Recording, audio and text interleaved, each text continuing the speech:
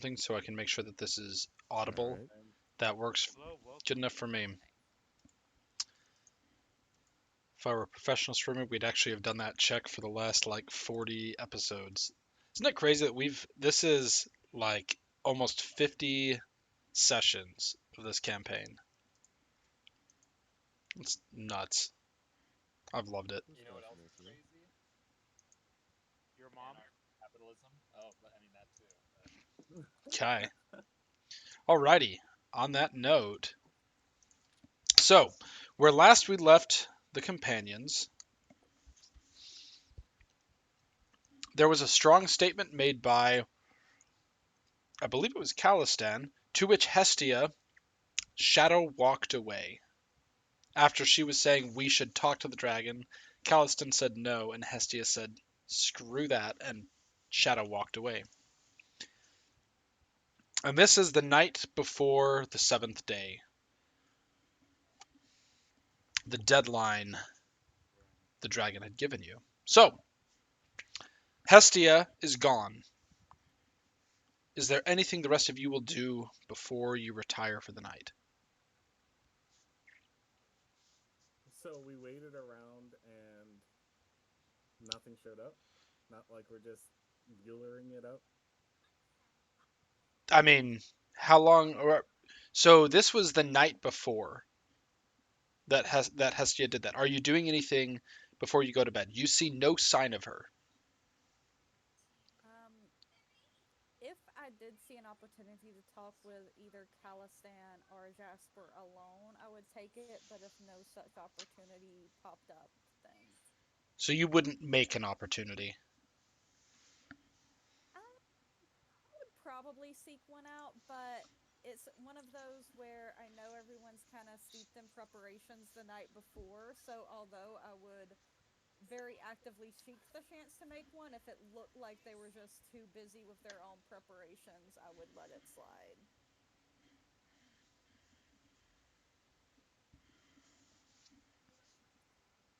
Not doing anything.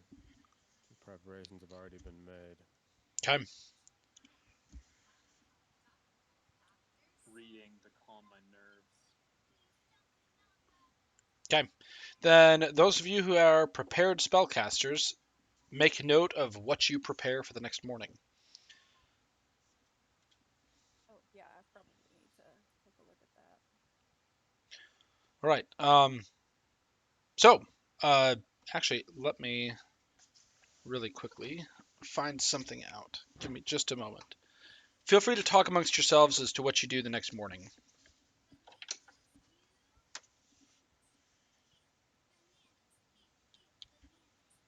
We What did can, you say? I'm sorry.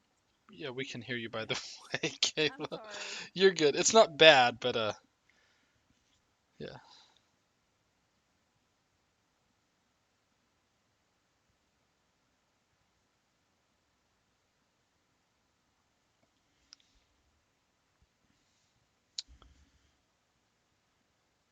All right, Erica, I sent you a message.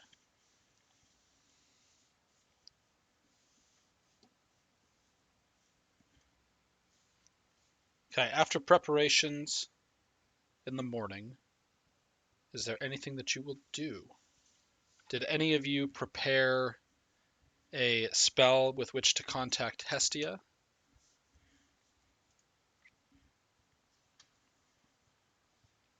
That is a really good question, Taggart. Well, I think Hestia was the one who could do the sendings. Taggart, Yeah, if I she was. can I don't have anything. cast bleed on undead things? Okay. No, bleed does not work on undead. You're talking about the cantrip, right?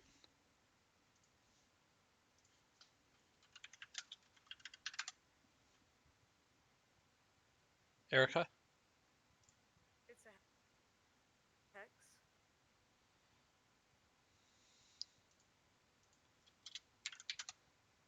I don't believe so. Yes. Can you hear me? Yes, I can hear you. Can you? Uh, is everyone else able to hear me? Or The internet's down. Yeah, I wasn't sure what the. I wasn't sure if I heard Calistan correctly that he was available to talk or not, but I am available, yes. I can hear you just fine. Okay, you can. Okay, so I can't use bleed. It is a hex. Bleed does not work on undead. Okay, perfect. And by the way, I can act as a cleric and do spells differently now.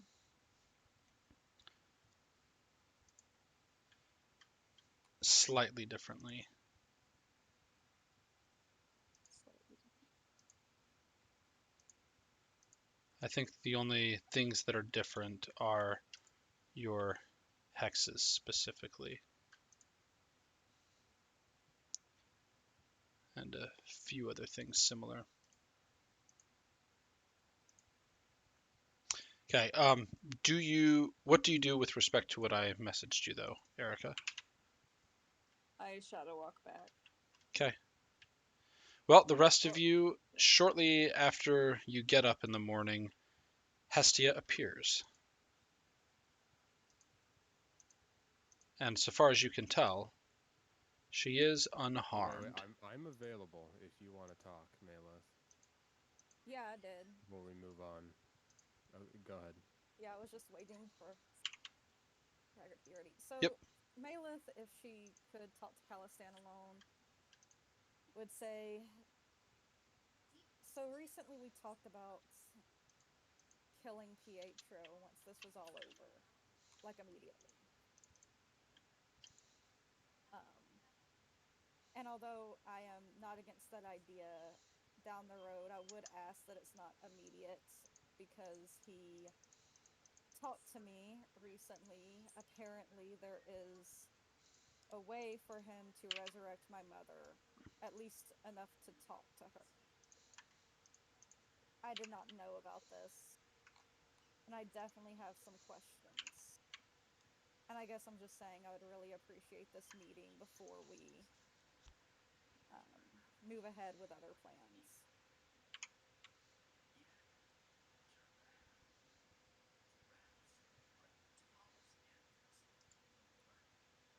All right. Thank you. I appreciate it.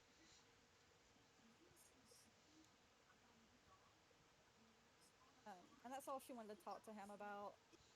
If she knew where Jasper was, she would, I guess, knock or otherwise try to get his attention, but she would only try once and then go on her way if she didn't seem amenable.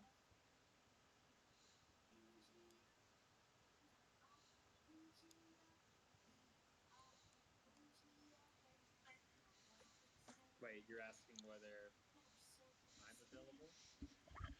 Yes. She'd Sorry, see if he could find you. If you were in a room, she might knock, but if you were not up for it, then she wouldn't press the issue. I would probably, yeah. Like I mentioned previously, I'm just reading. Okay, so does that mean you would respond? I would. Okay. So I guess Maleth would try to get your attention, to get you alone to talk for a minute. Yeah. Yeah, Jasper would. He'd welcome that. Okay, well, she would say, so Pietro talked to me recently and told me he got an important item to you. Something that once belonged to my mother. I was wondering when you and I met him in the throne room. Immediately after I gave him that finger, he mentioned something about you seeing your mother, and I realized that he may have been referring to the finger. Well, that's what I was coming to ask you about. How long you had it and how long you knew what it was.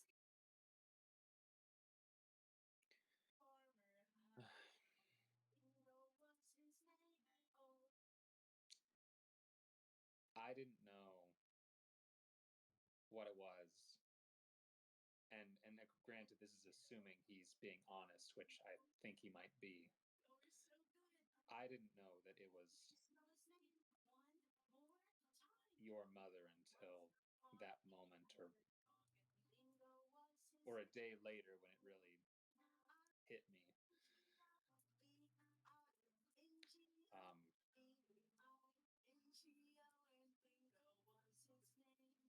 When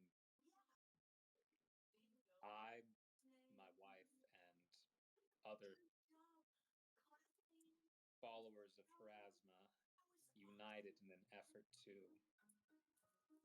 attack Pietro at his keep and his entourage, we made quite a dent in his forces. We overall succeeded, and those who supported him were defeated. However, he did escape with his life, and while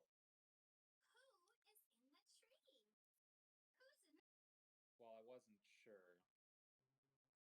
what exactly was wrong with my wife at the time, it would lead to her death, that encounter with Pietro. I knew that he was dangerous and that we were likely to meet again. So I found this grave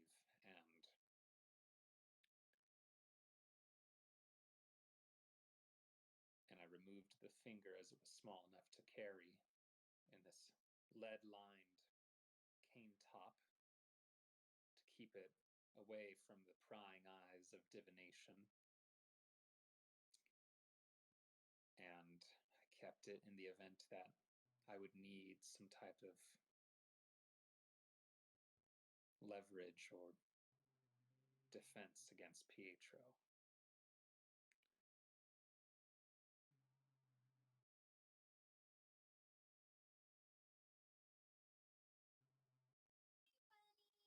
Thank you. I understand all that completely. I'm glad it sounds like you didn't know for very long exactly what it was. He is a vampire. I did know that if he were to treat a body of that with the decency of a proper burial, that it must have been someone of sentimental value to him. So I preserved the finger, preventing it from decay. It was clear that this is, a person, right? Not someone afflicted with undeath. So there was nothing against her, presumably your mother. I was simply trying to do what I thought was prudent for keeping myself safe from Pietro. I'm sorry if I've caused you any harm or regret in knowing me because of my actions. No, not at all. I can't say I would have done any differently in your shoes. The next thing is that Pietro did talk to me after we defeat the dragon, assuming we're successful. He would like to use the finger to resurrect her in some capacity, at least long enough for me to have a conversation with her. I would personally like to have that conversation, and I've already asked Calistan to hold off on any plans to kill Pietro until after that is done. And I'm hoping I have your blessing for an agreement to the same.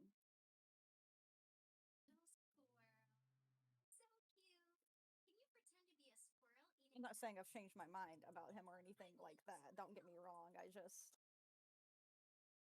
would like the conversation if possible because there's too many different stories about the beginnings of my life that I don't know what to believe. And if whatever he brings back is her, she could give the clearest answer.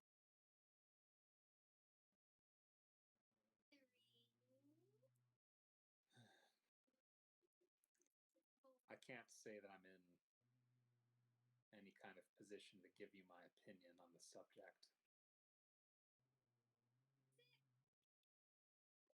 I did Well, I speak do with value Calistan earlier. I did suggest to him that it's possible that allowing Pietro to live a bit longer, it could be prudent.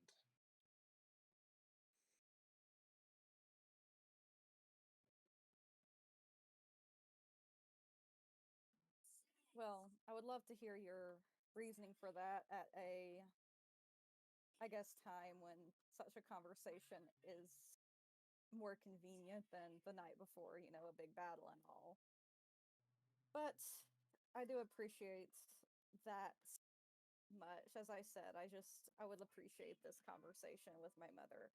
But please do not hold back your opinion at all. I value it, and this issue may be a bit too close to home for me to have the best judgment. I've known many clerics. It comes with a lot of travel and being part of, not that you could really call Pharasma followers as much of an order. We tend to be a little disparate. But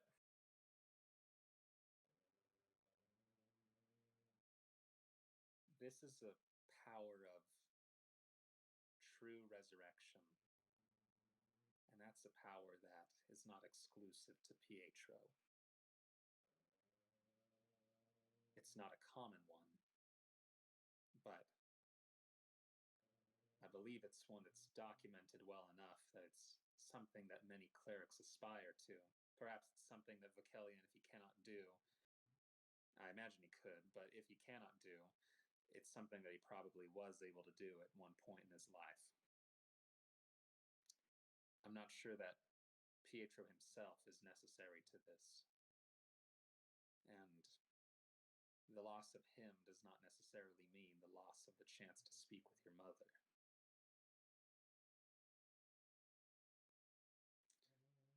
Well, that's certainly good to keep in mind. Thank you for that knowledge. Well, But you still think it might be prudent to keep him alive, from what you said you told Calistan?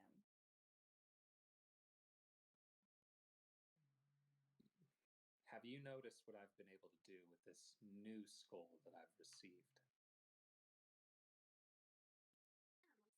Yes, though I won't pretend to understand it in detail. I couldn't understand it myself unless I experienced it for myself. The short of it is that our understanding of the afterlife is that Prince, I mean, at least to an extent, he's right. And Calistan as well, I believe he's voiced his concerns. It seems that Pharasma is very swift and consistent when it comes to punishment of the undead. They have the stain of necromancy on them, and they perhaps get the worst of what you would hope to avoid when you're presented before the Lady of Graves. Why this is the case, I'm not entirely certain. And it was definitely part of what made me opposed to Pharasma for a large portion of my life. But this skull, it can wipe away that necromantic taint. Snuffs it out. And in theory, that can give the undead a proper send-off. Perhaps it does make sense to have a nation for the undead. I can anticipate a lot of problems with that kind of nation, but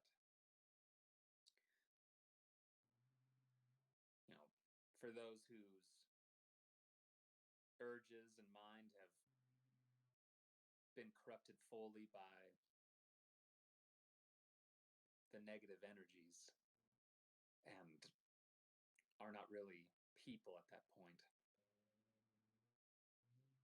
I think that's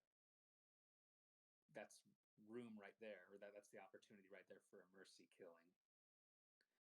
And also for any undead who perhaps wish to move on of their own free will, I could do that for them as well. Give them a peaceful send-off.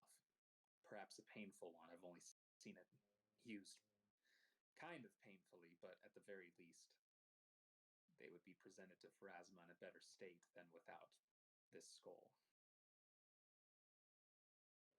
That's amazing. And I it know. is a bit of a game changer. I mean, I think that if we have the capability to do that, then it'd be terrible for us not to utilize it properly. I know. In fact, it kind of raises a lot of questions. I am a bit puzzled and irritated knowing that there's this power, and I'm confused as to why Pharasma wouldn't have used it herself. I'm also confused as to why there's not that I seek it anymore, but that there's apparently this power to annihilate the soul that Pharasma possesses, which power I thought that she wouldn't have or deign to use, given the nature of her design to renew the wheel, the cycle of souls. But regardless, apparently there's a lot that I don't know about her, and I started realizing that when we met Sin, and everything about what he does is a heresy as far as I knew about Pharasma, yet he did not lie. He was a cleric of Pharasma, and she very much approved of whatever he was doing. So I can't say I really know near as much about the world and the gods and their capriciousness as much as I thought I did. So anyway, the ramblings of an old man who's grown wary of life and its twists and turns. But what am I to do?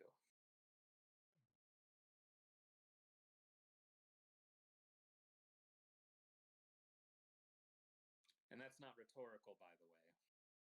I'd appreciate any of your input as well. You've shown that you're wiser than your age, or at least what your age appears to be. Not very good at judging the age of Dampiers by their appearance. Malith is going to smile a bit and say, well, I don't think you would like my answer. But I think it would be good to have a haven for the undead with these options. But I think you'd be a better leader of it than Pietro would. That's the opposite of what you want to hear. No, I mean, knowing that Calistan would probably want some portion of that. Where's this stuff? I was never really royalty anyway. My father had decided that for me long ago. Jasper pulls out his coin, and he twists it around, and both sides are heads. My doll? Okay, awesome. Here we go. My fate was in his hands the whole time. Malith, can you make an intelligence check? Sure.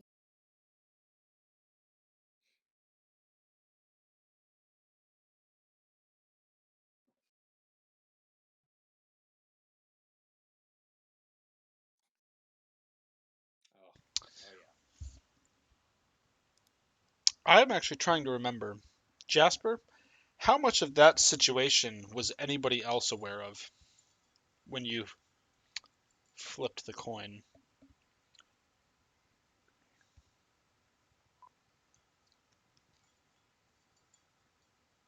Do you There were a recall? few, like maybe 3 other times that I had like used the coin when it came to like discussions we were having or like making decisions and such. Well, Malith, there are a number of situations, some of them more light and some of them heavier, where you recall Jasper using this exact coin to decide what to do.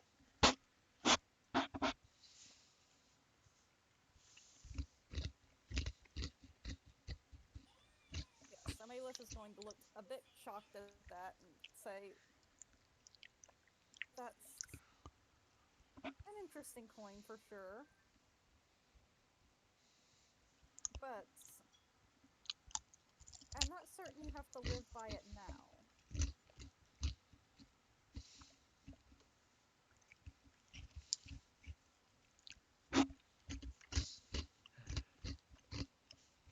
I mean, that's kind of the thing. It is my choice. Fate is a powerful thing. A lot of people fight or flee because they believe that the hand of fate has forced it. And my father showed me how to make your own fate. And although, yes, at the beginning he made my brother to be king and I was left a devout prince given to Pharasma,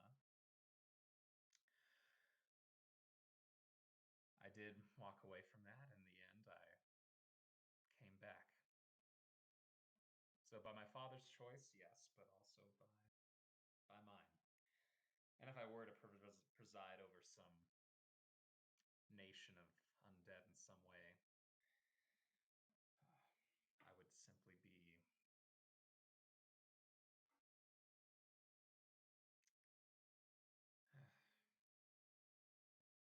I suppose a kind, well, maybe that's giving myself too much credit. A decent ferryman to the afterlife. And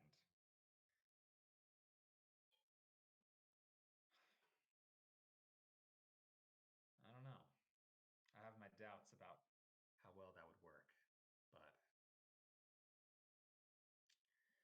I figure it's worth a shot. I think so too. I certainly think it's noble. And it's probably the most selfless idea anyone has had. Definitely better than any of the would-be rulers. Any of It's them. hardly it's hardly selfless. I'm not going to pretend like I'm some great man. It's definitely selfish in its own way. I do hate undeath, and I do believe that nobody's meant to live forever. Not even Pharasma. The legends go that eventually her time will come once the cycle of souls has been taken care of, and as it's reset, even she will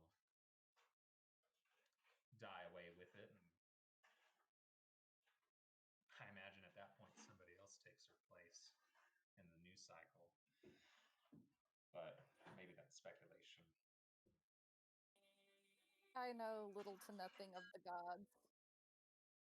And Pharasma sounds like a complicated one from everything you, Sin, and Prince have said.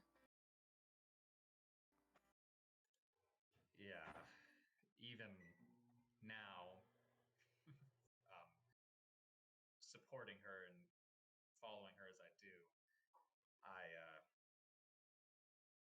well, I can't exactly say I understand her, or even that the way that she's doing it is exactly the best. But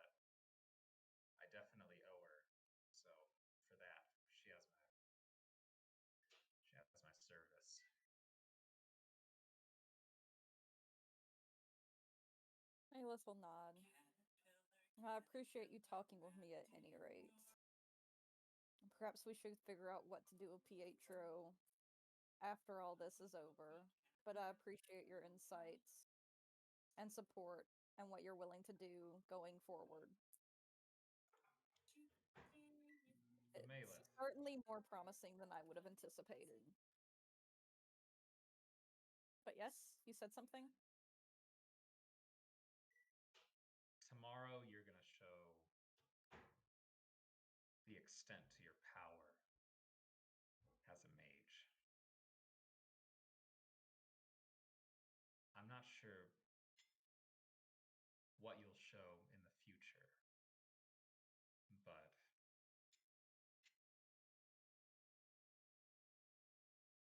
I imagine it will be something to behold. And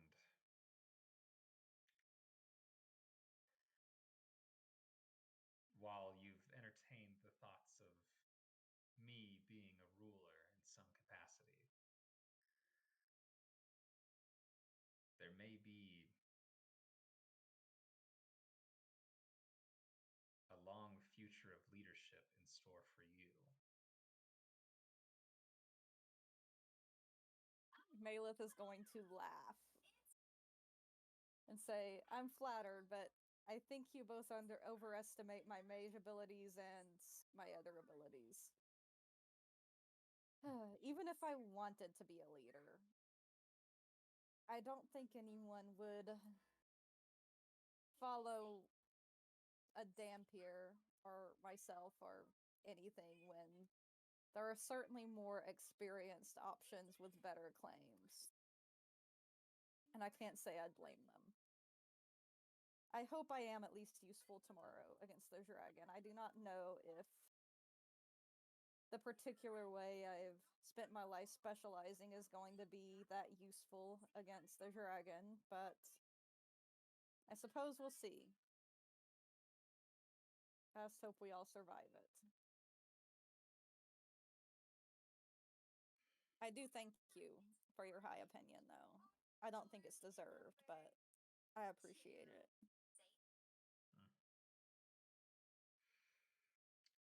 Well, at the very least, I hope you won't deny this compliment. When you cast spells, your intonation is very clear and precise. When you speak, it's all substance, no filler.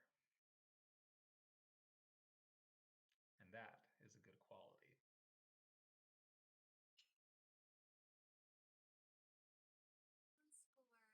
Thank you. I guess I never thought of it like that. I spent so much of my life being shunned that it seemed like if I did have something to say, I had to make it matter because people wouldn't listen for very long. I guess I never really saw that as a good thing so much as a survival thing. But I'm glad you found it useful. Unfortunately, is that not what great leaders have to do as well? Ensure their survival and the survival of their people. I'm not going to sing Pietro's praises or anything. But he, Bellavant, Alora, they all have tremendous quality in one way or another, for better or for worse. And after the conflict with the dragon, we have to be ready for whatever conflict between us and them, or the three of them against each other. We have to be ready.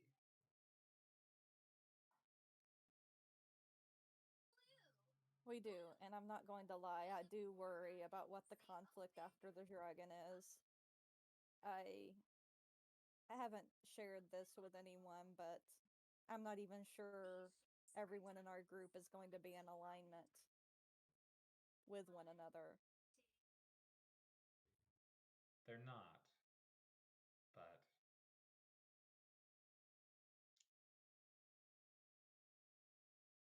there still is a means of there being peace between the six of us. Well, okay, I mean, if we count Charlemagne, but you know, there still is a way that we can come out of this not wanting to be at each other's necks. I mean, think about how much we have accomplished so far, despite our differences. That is true, and it gives me hope. I'm just worried. I will say, when I took the job to come out here, I did not expect to have the opinion of the three would-be rulers that I do on any of them. And I also did not expect to find such close friends that I did work so well with. Everything about this has been unexpected, and I kind of hope it continues that way instead of the bad that I often expect to happen, if that makes sense. But these are issues for after the dragon. But I'm glad to see we are once again on the same page. Perhaps I'll be able to feel a little more sentimental once the threat of a godlike undead dragon is not going to greet us at the sunrise. Yes. At least I assume that's when he'll arrive. Probably. We need to be prepared for it anyway, which means we both need our rest, but I appreciate you talking to me. And Maleth is actually going to try to hug Jasper before leaving. He'll seem a little alarmed, but he'll stand up and he'll give you that hug. Maleth will smile. Say, hopefully we both survive tomorrow. I mean, we survived that worm. I'd say our chances are about 17%, which is pretty big considering what we're going against. Maleth will laugh and say, I'll take any chance we have.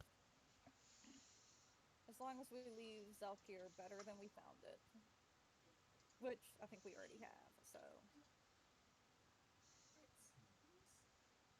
Good night. And Maleth will leave.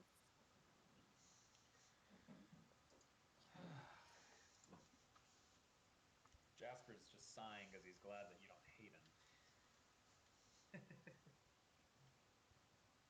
I'm not sure Maleth could hate you at this point, but... even for I spent more time with your mom than you ever have. I'm not sure that realization has quite hit her yet, but... Yeah, Jasper didn't answer when exactly it happened. The assault on Pietro's keep or manor or whatever. Oh, jeez.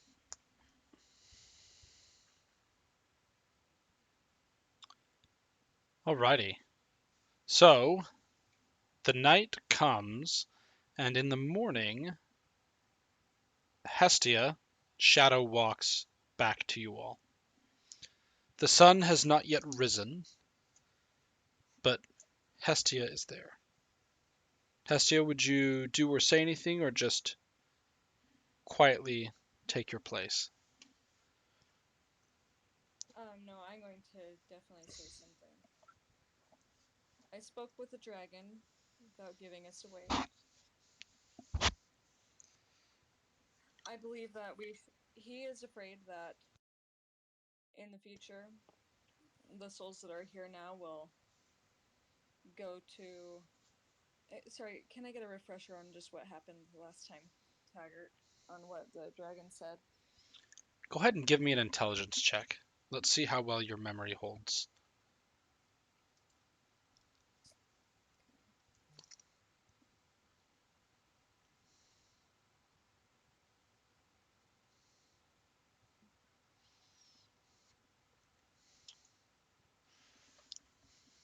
Let's see, does someone else want to give her a recap? Obviously not in character, but I can, yeah. From what I gathered, the dragon seemed to be worried about some future event that has yet to come. He did not tell you what it was. Okay. But I thought he you said specifics, sorry. Oh, well, I don't know if he said anything specific beyond that. If someone else has something to add. no, I think But it that's. Sorry, go ahead. well, well, if that's what you, if that's correct, then I'll just finish up what I was saying. Yes. He seemed to be afraid of something coming in the future, and he seemed to have like an alternative purpose to making. I mean, this is just what I kind of gathered from what he was saying. An alternative purpose to what he was doing here, but he was very cryptic about it and kind of condescending. Um, and you were trying to convince him that, like, your side of it was that you were trying to convince him that he didn't need to make the whole area undead, that he should just let people live their lives, and the natural cycle of death and rebirth was a natural thing to human or mortal kind. And yeah, his rebuttal was that you don't know what's coming, something bad is coming, and etc. So yeah, I Yeah. think that's it. But really, he was worried that our souls would be taken, or that we would join the other side's fight instead of being on his side to be able to be there during this big event. And he didn't want to let that happen or take the chance that the the forces that we have now will be used against him and the land. I will say I didn't get the impression that he had any idea that we were planning to go against him at all. But No, he just didn't want to take the chance that we could be. Okay, so what do you convey to the party, Hestia? I convey all that the dragon said to me. So all that was just discussed? Out of All that the character? dragon said to me. Okay, yes, but okay. Then I guess you guys have what you remember from last time.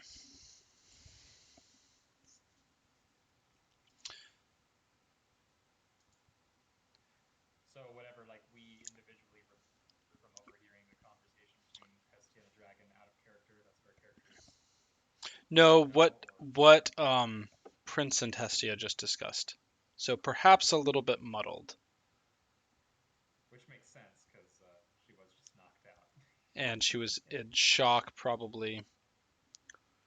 Yeah. Okay. is there, based on like the vagueness that Hestia would have told us, is there any possible knowledge check about anything that could harm this entire area? I mean, that's super vague, I know. But is there like a prophecy, like an ancient prophecy, Nope. or anything like that? Nothing. Not that you're aware of. Okay. And you're talking about the impending something that Yes, she mentioned. Okay. whatever vague thing that the dragon Nothing was that you talking are about. aware of. Okay.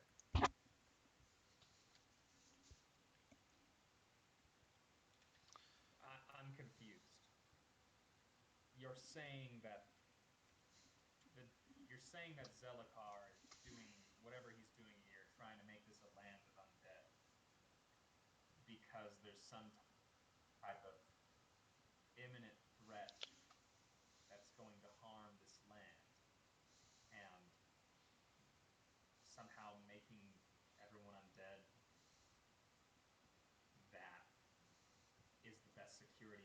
this threat that prevents the denizens of this land from somehow being against him? What are you saying? He just wants to make sure that we will be there on his side. I think that we can be able to pledge that we will be there whenever that time comes, kind of like in Lord of the Rings pledge. Wait, hold on. What's Lord of the Sorry, Rings? what is Lord of the What Like is those Lord of the Rings? Like the ghost people in Lord of the Rings, where they pledge that they'll be there to give aid. Yes. That all that have gathered will be there at that time. I think that we can do that. Can I do a knowledge check on what Lord of the Rings is? I would like You a knowledge failed. check as well. I failed. Is it not an ancient story of this land? You are crazy if you think I'm not gonna roll as well. He Okay, wants fine. us to help him against some threat that might come.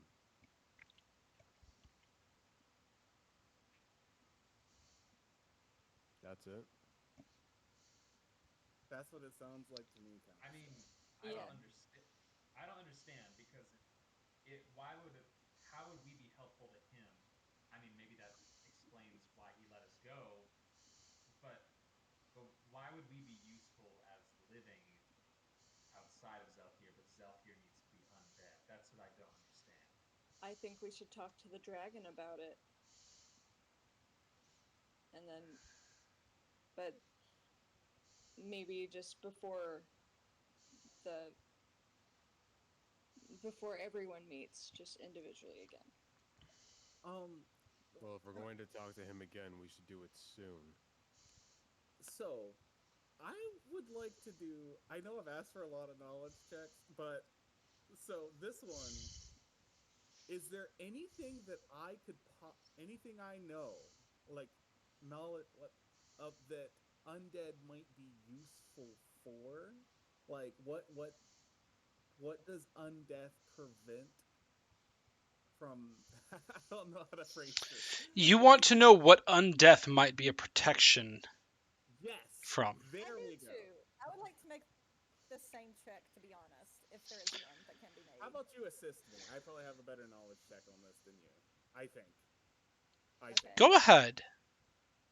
On what? What? Go ahead and roll knowledge planes. Okay. I've got. Well, I'm not gonna ask her.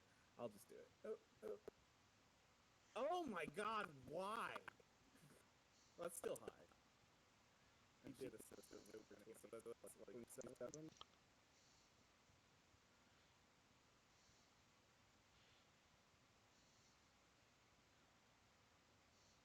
So Malith and Prince are talking amongst themselves, trying to figure this out.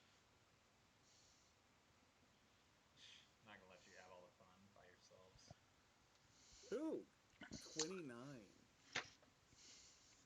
Okay, between all of that, here's what I will give you.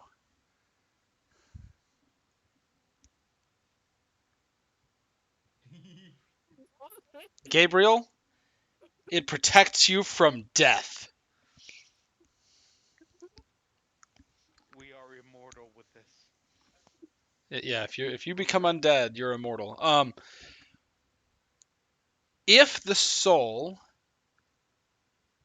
or what happens to the soul when someone is turned into an intelligent undead?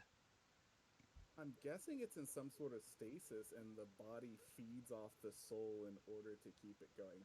That's my out of character. That's my in character and out of character assumption Okay, about it. all right. Moving on.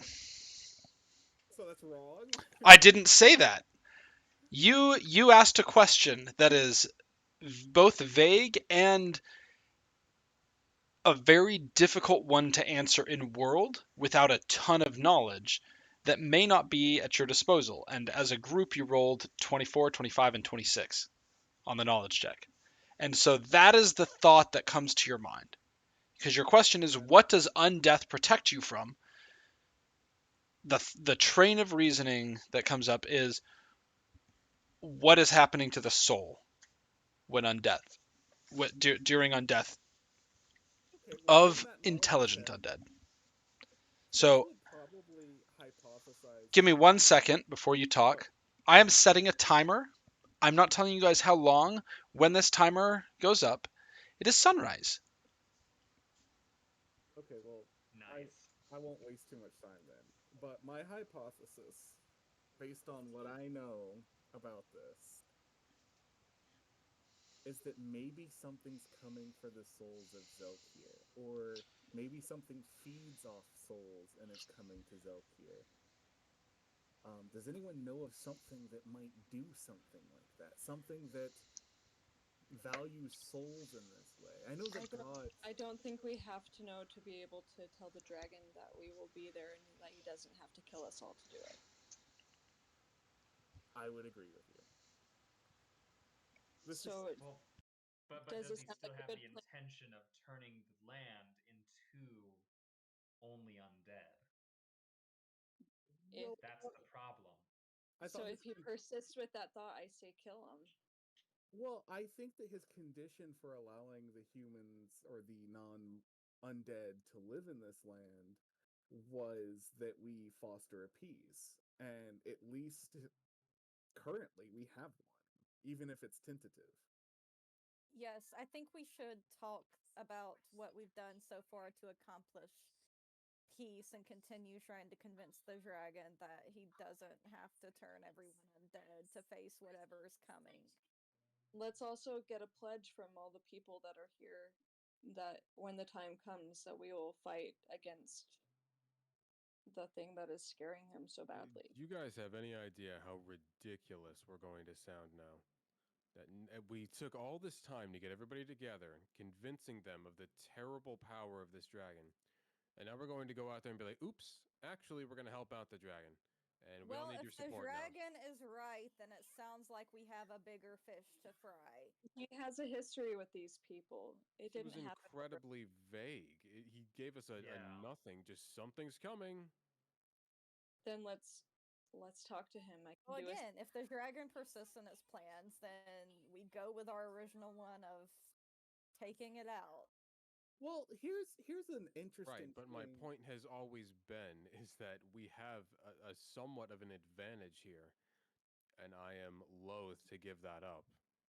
Yeah, but if there is something that even Zelakar is afraid of, then it would behoove us to at least keep him in lock. Okay, why don't you go talk to him then and make it quick? Because if he shows up here, I'm going to tell everybody to get rid of him. I don't Go know and where get some more information. Hestia, was he still there when you left? He made me fall asleep and then he was gone, but I can do another sending. Here's the thing. One thing about Zelakar that and this land that seems maybe obvious to me, but it seems as though no one here has ever talked to the Lord and Creator of the very land that they live on. I mean, from Volkelion to I mean everybody is surprised by our words about the dragon or that he was even there to talk to. It seems like no one has ever addressed their ruler, so to speak. So maybe if we can convince Zelakar to talk to his people directly, that might be a solution to this problem. Like, Okay, I'm going to No one even knew that he existed for so long. You're acting like he's always been available in this one place. He Well, really He's an is a no. urban god. legend. He's more of a But guardian, like a very behind the scenes one. I'm yeah, going to make a sending. Will you talk to the dragon? Basically saying, will you meet with the leaders of the nation? Will you meet with my group one more time to discuss what you mean by this impending doom so we can be able to talk to the leaders of the nations that we have gathered Or I'm sure there's a way to shorten that. Can we expedite? okay, so You are in the You are talking to process. Tedder. You are in the process of preparing the sending spell okay. as the light breaks forth on the horizon, and the ground and sand beneath you begins to shake and to shift. A large form emerges in front of the walls of the ruined city that you stand in. And slowly, as the sand falls off of his body, Zelakar stands before you in all his might and his glory. Still as before, you see the tight and stretched sinews pulled against his bones. Peeking through the gaps, you can see he is as much skeleton as he is flesh. He no longer looks as virile as he did before. And yet, as before, the sight of him turns your stomach. I need everybody to make a will save. Oh, buddy.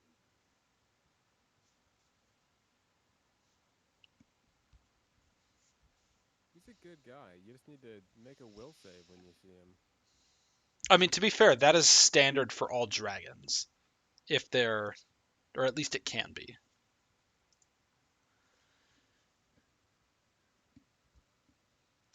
Okay, Caliston, Hestia, Gabriel, and Charlemagne, you are all cowering.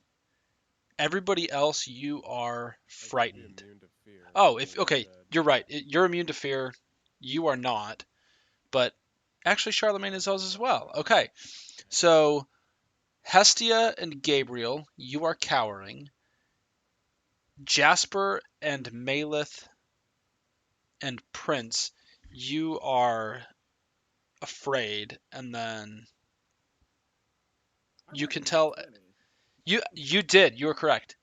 So you are just shaken.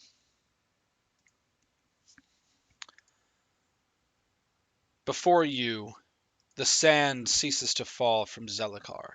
Hestia, as before, you can see an aura shimmering around him. In a booming voice, Zelakar speaks. The time has come. And he looks down at you, Hestia, and once you regain your composure, what do you do or say anything as he looks at you? Yes, um,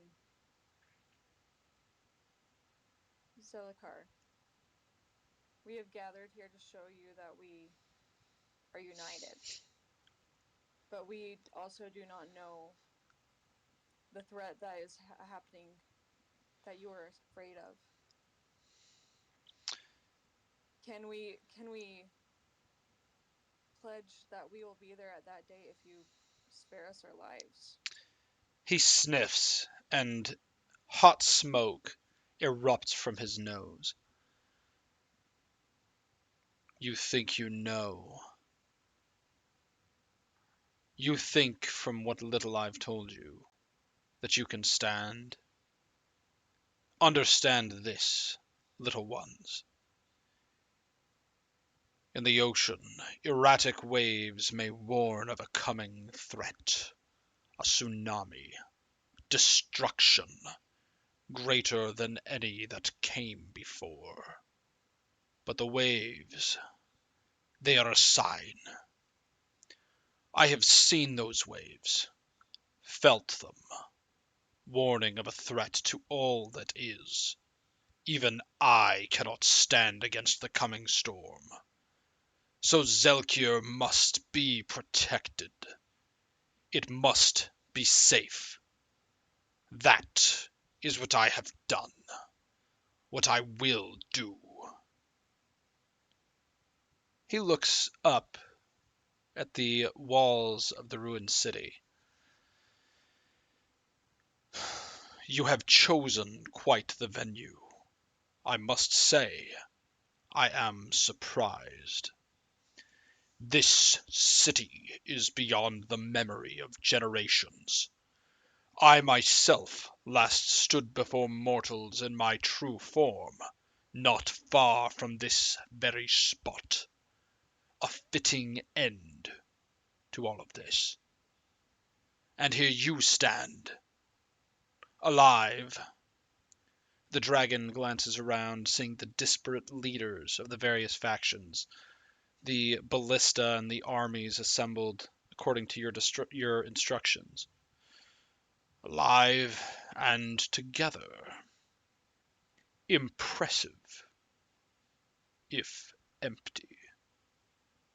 Tell me, do you believe that this paltry presentation will last the week, let alone whatever terms you have come to?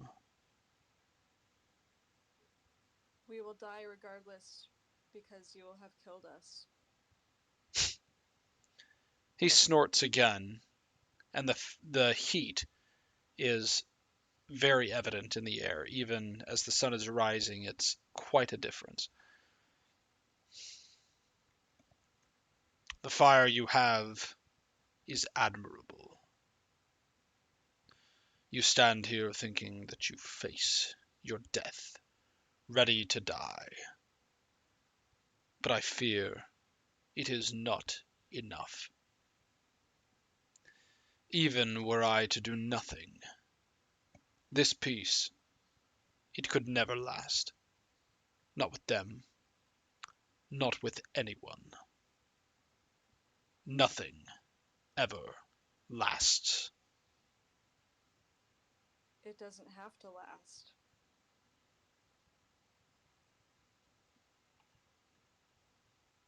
Part of living is things dying. It doesn't have to stay. It doesn't make sense to create something that will last forever, because in that way, it'll be dead just the same. As it stands, all of Zelkir will be destroyed, consumed in the storm that is to come. And what is in this storm that is to come? Zelkar looks at you, Kalistan, and in a moment you remember when before he seized you and how powerless you felt. And even now, not within his grasp, you feel that same sense of powerlessness. Details, details. There are movers far beyond me. Something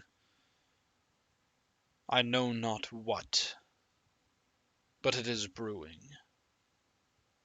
Among the gods, the devils, the greatest of all. The only thing you've done is you've chosen to put life in a grave to wrangle chaos. This will not stop chaos. This So will you not stop. say, I would take Zelkir and preserve it from what is to come. What I will makes you take think it a life out like of the that- fight. I will ensure that it is not a target. I will ensure that it is left alone, preserved, protected. Can you do the same? Preserving Zelkir. You seek to preserve nothing. A dead land. Nothing but entropy. What makes you think a lifeless death will bring less chaos?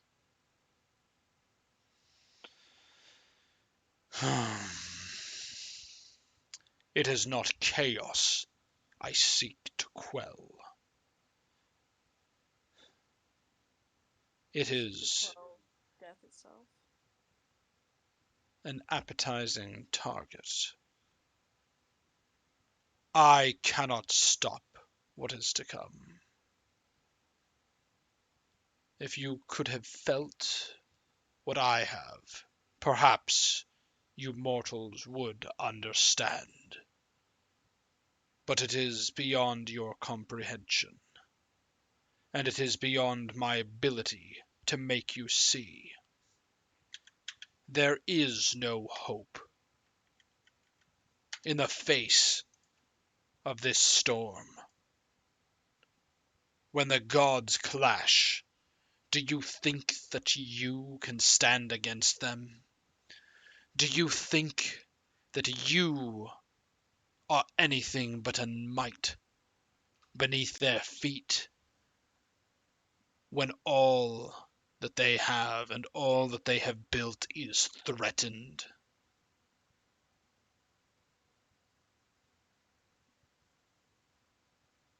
We mites have our purpose too.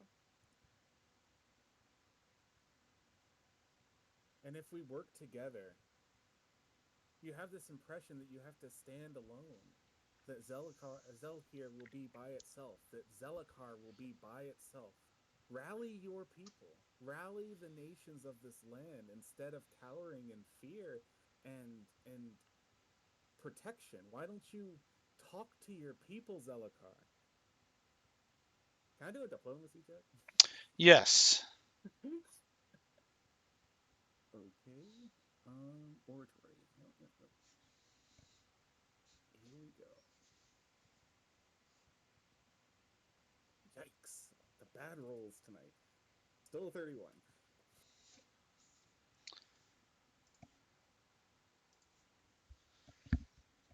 He looks at you. You have little experience with people. You do not understand the way that the masses work, young one. Words, they can go far, but it will not be enough. Not when their petty squabbles regain control. I am going to say something in Draconic. Okay. I'm going to say, hope may be naive, but it is powerful, and you've lost it. I hope it comes back to you, O wise dragon. And if I can attempt another diplomacy check, I will try it. Yeah, go ahead.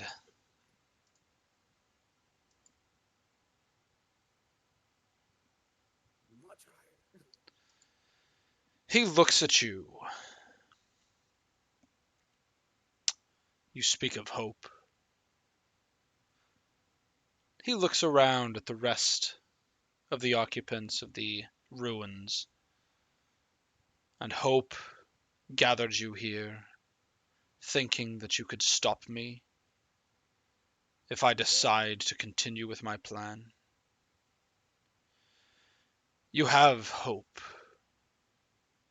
Perhaps this hope is evidence. Evidence that Zelkir could stand that which is to come. That even the greatest storm will find a nation catalyzed against it. That is your hope? Perhaps. Or perhaps this is all but a show. You wish to show me that you can protect this land as I could not? Then let us test your mettle. Prince is gonna start running. Everybody roll initiative. Yes. Ready. I am ready.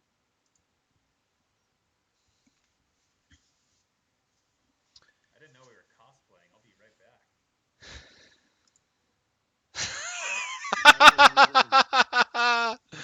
I love it, Enrique. Got props too. Perfect. There goes our surprise attack. Wonderful.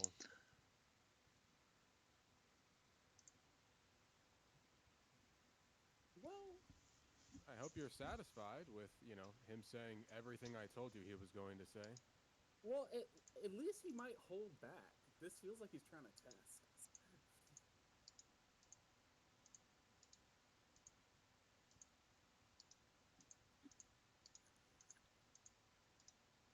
I love your helmet. That's amazing. Thank you. Thank you. I rarely get to use this one. I'm gonna go to the bathroom really quick.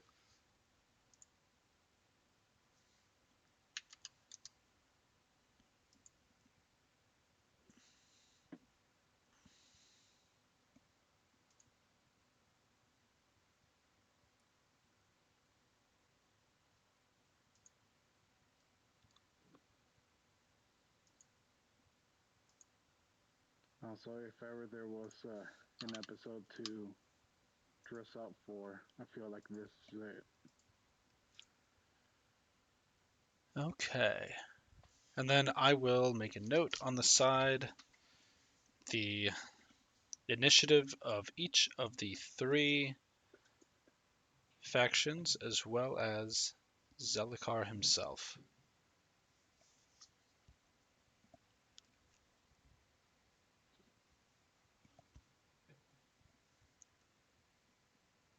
Not exactly something you could use in HEMA, but Either is this one. Wait, hold on. Got a cord. I have to round this.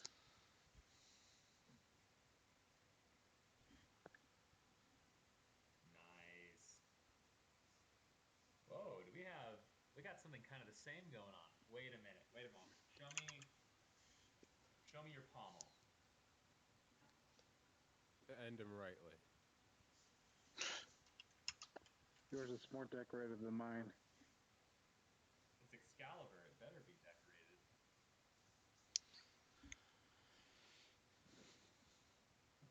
Okay. Actual Excalibur? The same one. Yeah. The one Can you please? given to me by the Lady of the Lake. Look. Hey, lady. Hold on. Can you read that or is that King Arthur, Excalibur, I see it. Can you do Ireland a favor and take care of King Charles right now? That man looks like an Elden Ring boss right now. That painting. He looks like a villain. It's amazing. Okay. Alright, I'm back.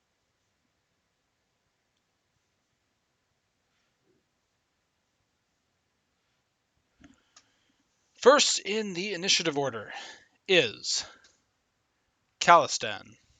Actually, no, hold on. You got 16. Okay, Pietro's forces first. As the dragon begins to make himself ready for attack, you can tell that most of the groups that were prepared were waiting for just such a moment, either a signal from you or a signal from the dragon. As one, the 6 ballista that Pietro had prepared fire their shots towards the dragon. And with thunk after thunk, several of them hit the dragon. I think 5. So 5 of them hit the dragon properly and embed themselves in with the ropes that are there. And one of them glances off the hide of the dragon. Many archers loose, and you notice several spells are also released from his lines, though you are uncertain the full effect of the barrage. As it concludes, Zellukar begins to take flight. As he does so, let me roll a strength check for him against the ballista. Okay. And with a nat 1, Zellukar attempts to take flight. But the ballista, as they have embedded themselves in or embedded the shots within his hide are enough, at least at this moment, to keep him low to the ground. He growls, and amongst the lot of you, he turns and unleashes his breath. Darkness engulfs you. The feeling of life begins to seep from each of you. I need everybody to roll a fortitude save, except those of you who are immune to negative energy.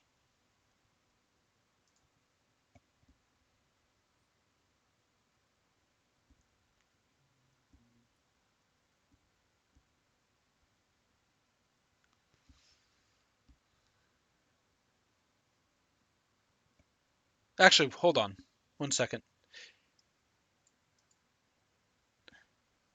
I take that back. Everybody needs to roll the save, and it is a reflex save. I got something mixed up. You can keep the same roll that you had if you already rolled, unless you don't want to.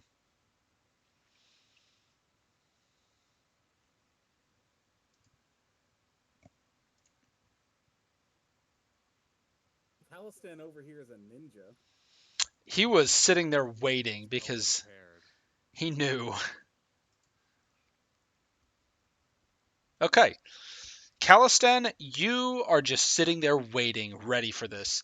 And you dive out of the way and you get behind a rock just in time as a wave of fire rolls through the rest of your party.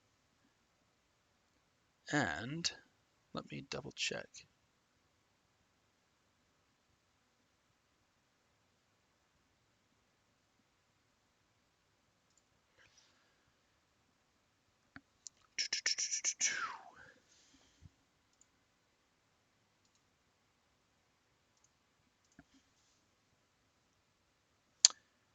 Everybody takes 57 points of fire damage. And those of you who are not immune to negative energy also take 1 negative level. As you feel... So Sorry, go ahead. okay. It's a negative level, right? A negative level, yes. I am immune, yes. Yeah, so I believe that would be Maleth. I think you are immune.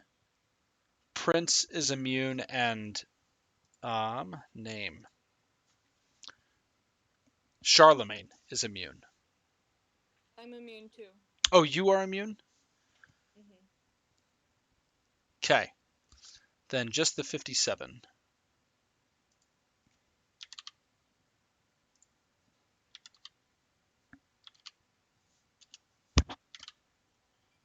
Yeah, Malith is already like very hurt.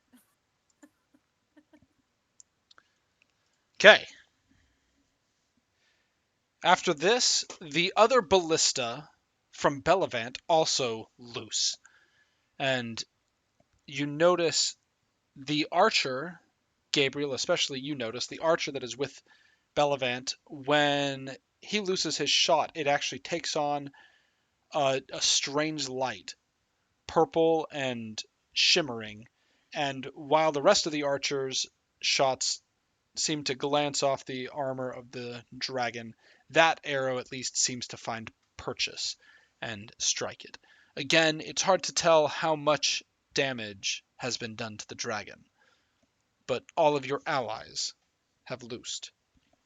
Okay, Calistan, you are up, followed by Prince. How far away is the dragon? You could get to him in a single move action. I think right now you are about 20 to 25 feet away. Okay. And then Prince, you are on deck, by the way.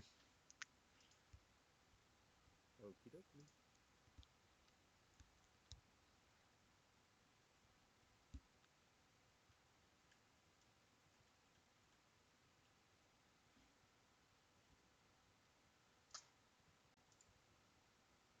I'm gonna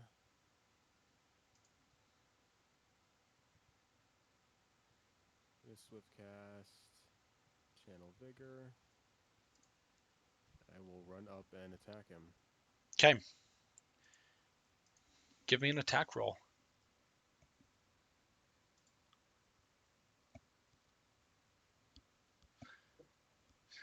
As you strike with your whip, you find that it glances off of his scaly hide.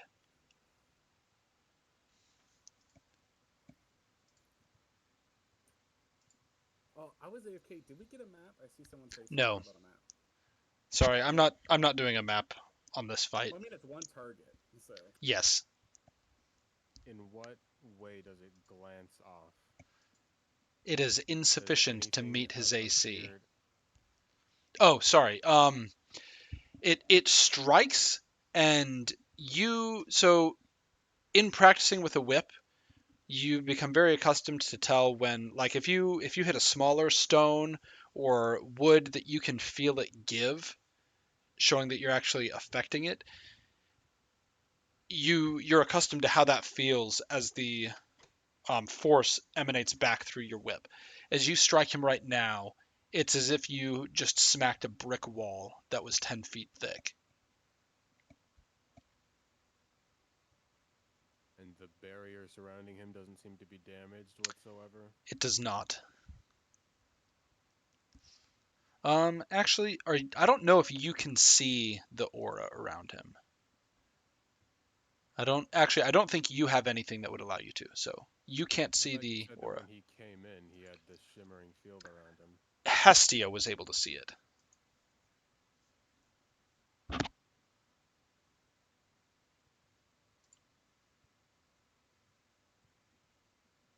Right. Was 'Kay. Hestia the only one able to see it to know where it's at then? Yes, I believe Hestia is the only one able to see it with her eyes. Prince, you are up. Gabriel, you are on deck. Okay.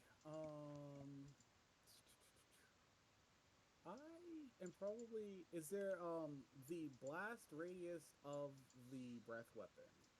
Like, what sort of arc was it? Was this like a 90 or 120? Like, how wide? It was a fairly narrow cone. It was enough to get your party, but not too many people else. No one was immediately behind you, and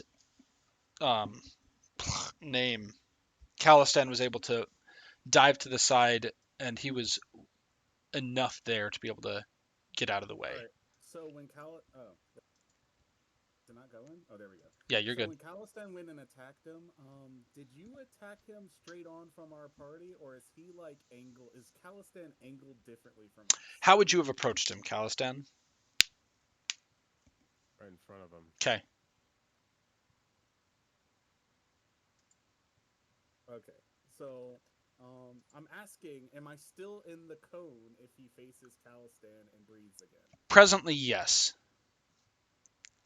Though one thing you would know from your conversations with the party about what's it called? About dragons is that they cannot simply use their breath weapon as much as they want. It does take a little bit of time in between uses.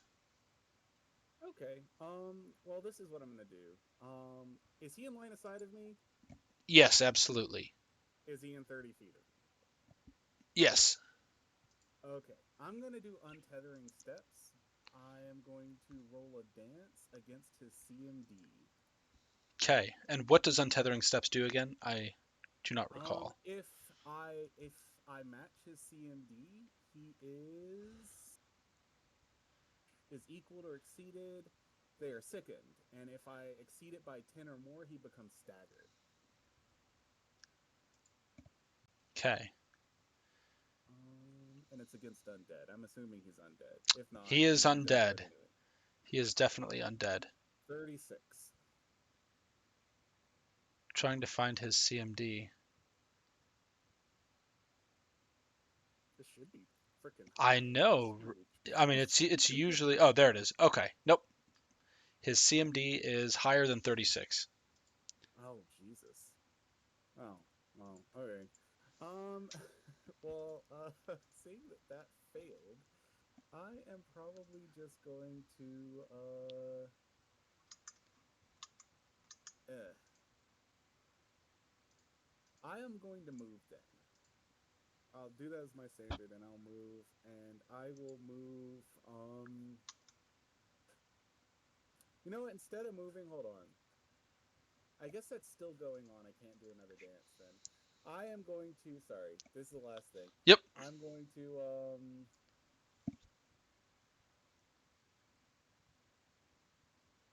I'm gonna cure moderate wounds on myself. Okay. 2d8 plus 10, and someone else can go while I'm resolving this. Yeah, Gabriel, you're up. Right, I am going to start flying diagonally up and away from the dragon. I'm gonna take my regular movement and take a potion of greater healing. Okay, so you are flying up, and you are taking a potion of improved critical wounds. Okay. Or So you are, yeah, you will heal. What type of potions do you have? Is it critical wounds or serious wounds? Do you remember? serious. That'll be 3d8 plus 5.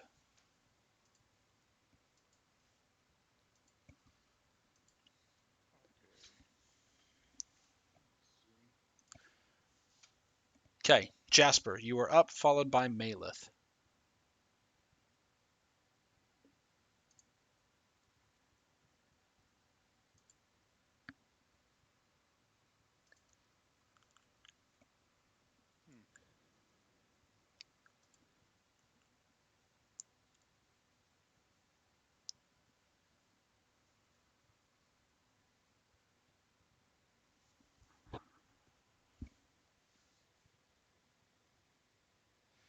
Jasper? So as a reminder, the way that we would get rid of that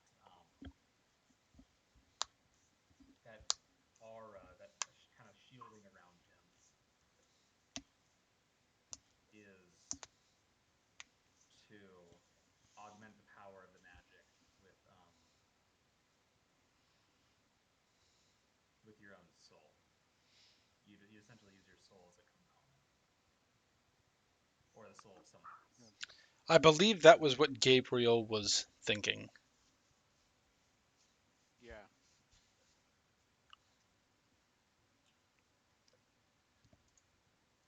I'll go ahead and do my normal ability and pair it with the runite. And when I say my normal ability, I mean the one that uses my move action, my standard action, my bonus action. I am going ham and overclocking this runite.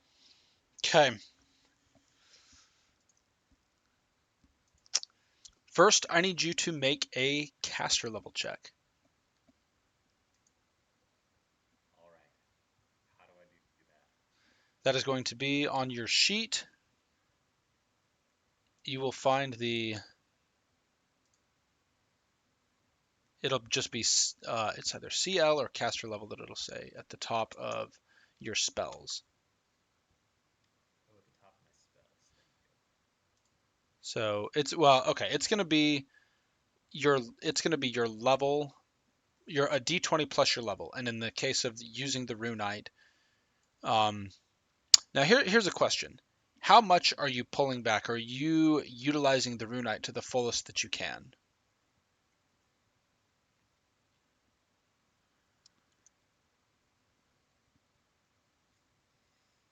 And for clarity, you do not think that in one spell you could probably overuse the runite to the point that it's destroyed, Right. but the more that you push it, the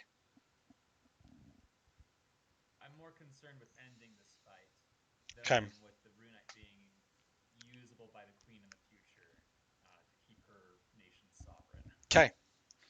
So you're going full bore. Okay. I'm going full bore. Roll me a d20.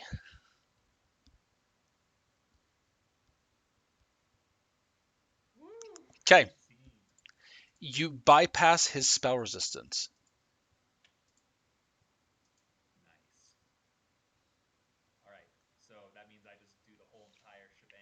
Yep, the whole shebang. Now, you did not get out of the way. Are you going to step up and try and touch, or are you going to do the ranged? He is on the ground at the moment. So I won't be able to do the move action part of what I want to do. So I would get in range and I would touch him for this. So I can use the I can do the standard action and bonus action Yep. damage. Okay, one moment while I. Oh, what do you want me to do? Make your touch attack. Okay, sweet. You succeeded. Actually, I guess roll. Let's see if you get a nat 1. Oh, okay, sure. Yeah, you succeed. 2 nat ones. Okay, so that is 43 for the standard action, then for the bonus action. Oh goodness, that's I forget how many d6 that is, and I closed the page for some reason. My bad. I'm so sorry. I had it open. I closed it like an idiot. Unless somebody knows off the top of their head, how many d6 does a cleric roll when they do their channel energy? Level divided by 2. Oh, rounded up. Level, yeah. Well, no, rounded down. Or yes, no, yes, rounded up. That's so it's 66. No, yes. All right, sweet.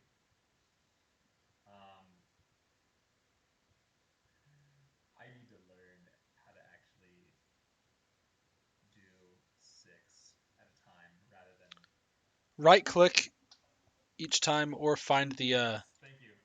I remember. Yes, thank you. All right. Okay. So that is 66 damage. Okay. As you touch him, you notice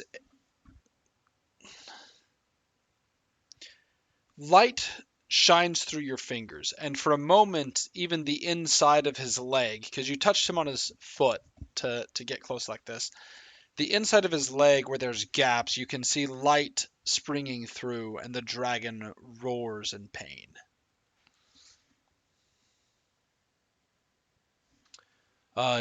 Maleth, it is your turn.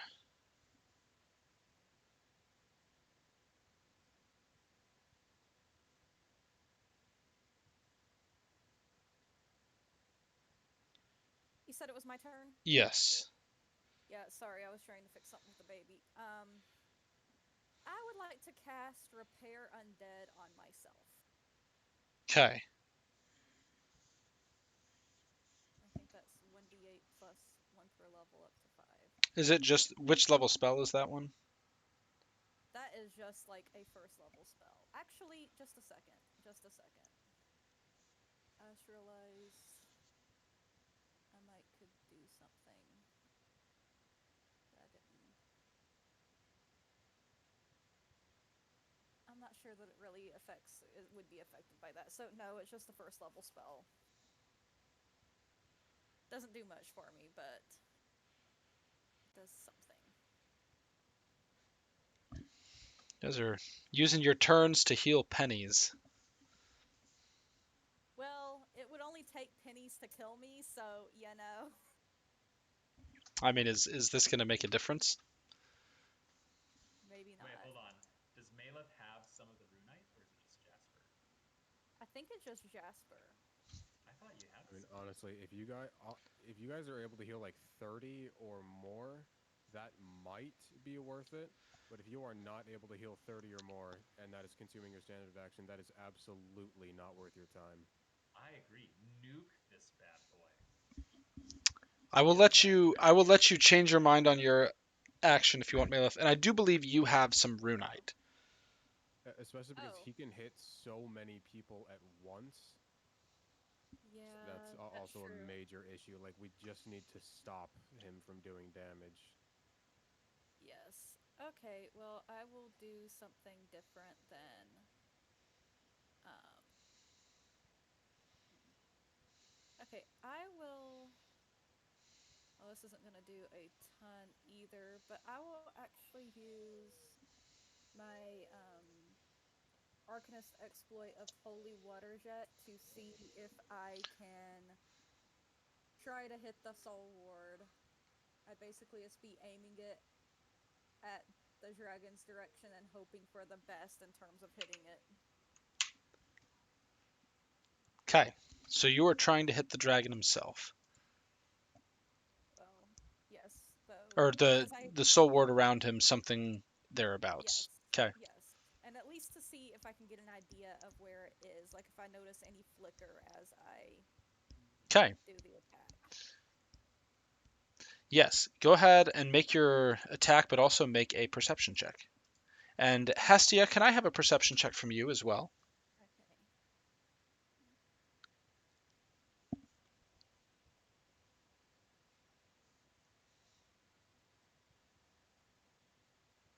I was just about to ask if I could do a perception check. Mm-hmm. Yes.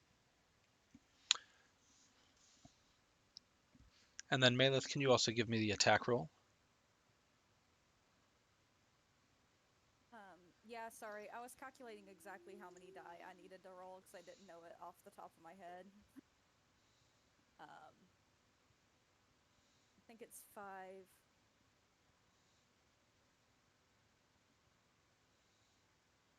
Yes. No. I believe it's 6.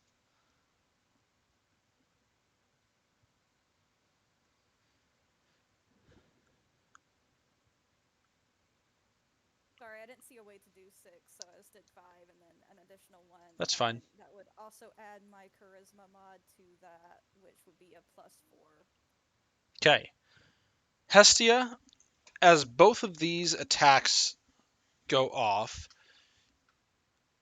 you do not see any effect on the aura around the dragon. However, as Malith's spell finishes, the dragon.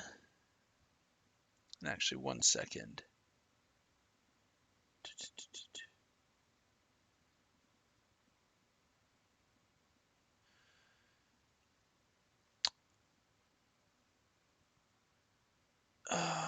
Why can't I find this spell?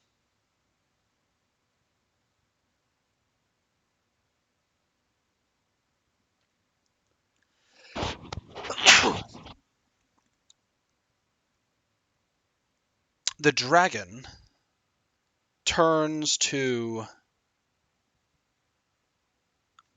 Gosh, I cannot remember names right now. Turns to... No, Calistan. And with a wave of his hand,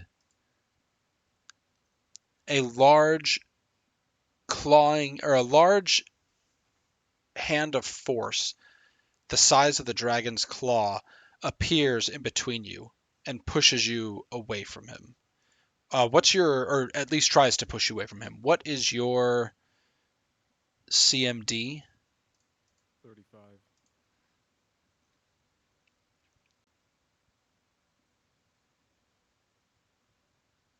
Okay.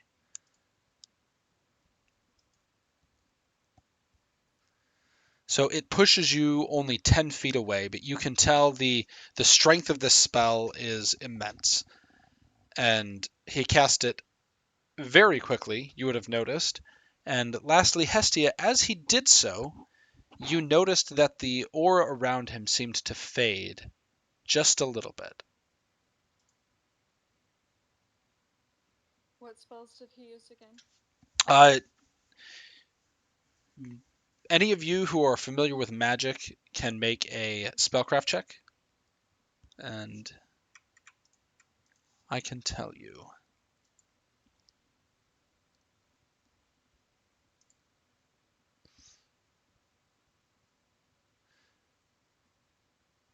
Okay, Malith, Gabriel, and Jasper, you would recognize it as the Forceful Hand spell, which is a 6th level spell, and he appeared to cast it quickened.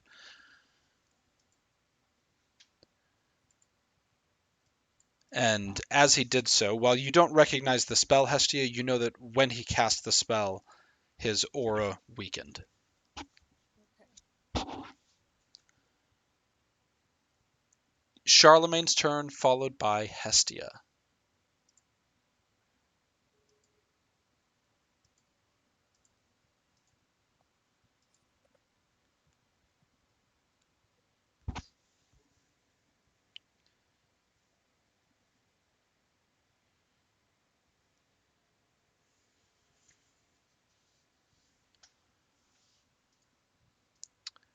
All right, Calistan, or Parley, what is Charlemagne doing?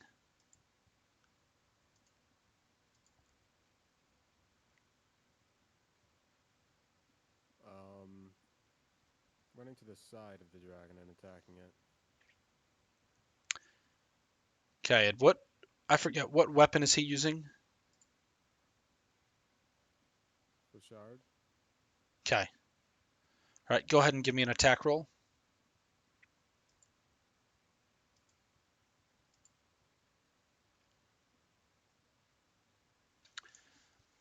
With multiple strikes, Charlemagne bears down upon the dragon, but his weapon bounces off of the hard sinews and tendons of the leg, and he is unable to pierce it.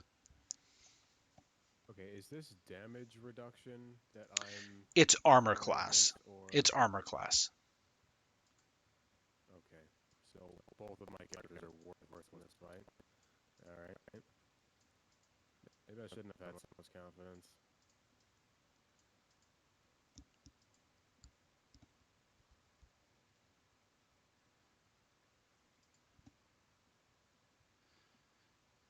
Give me a perception check, Parley.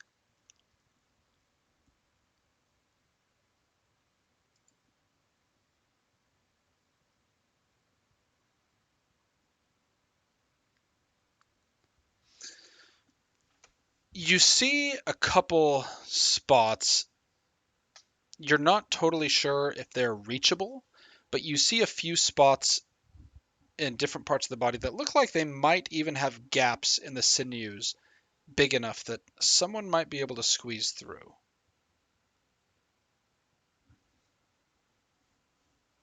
Like their body, or Their body. Their body. You're about to get all up in action,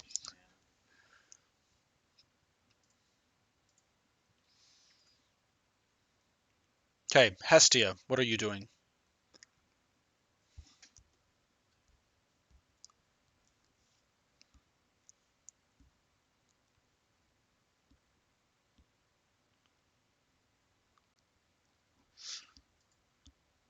And while Hestia is thinking about that, Parley, what you would have noticed is that the harpoons that are currently keeping the dragon down, it doesn't look like they actually pierced his flesh, but they kind of got lodged in between the gaps. And so it may be that they didn't even do damage. They're just kind of more grappling than piercing. Okay. Hestia. Erica, are you doing anything? You are muted if you are talking. It looks like she casted a spell, but it linked. I want to cast the spell you know onto the dragon. The description's in the chat. It's from Gotcha. Okay. And I think Calistan is the closest to it. So is it a will save?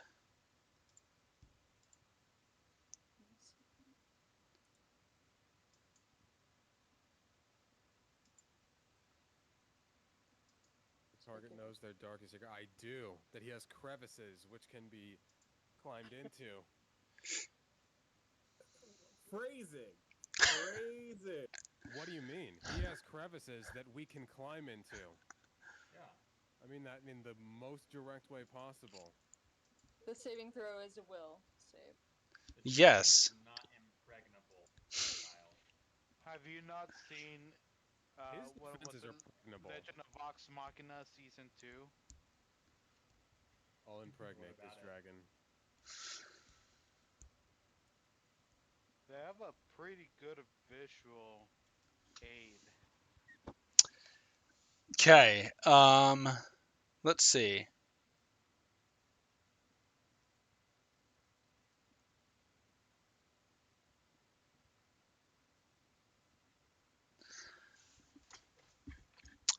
Funnily enough, with the dragon rolling a 2, it barely fails the will save. But the one who knows its darkest secret, the one that is closest to it, is the one who just touched it, Ooh, Jasper. oh baby.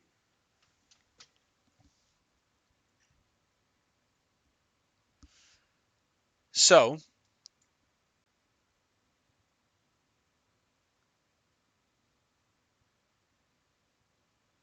Jasper, Yes. the dragon turns to you. And interestingly enough,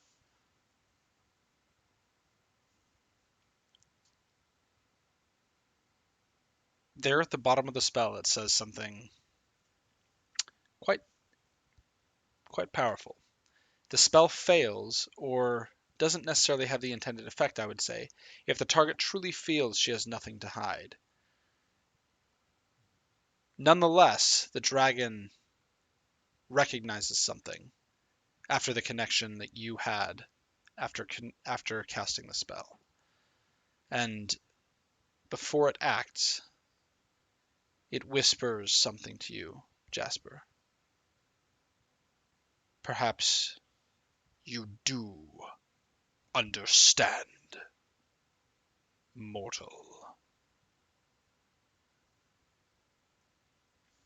The Queen's people at this point are going to act, but if you have something you are going to say, go ahead. I do. And I won't lie, it's terrifying.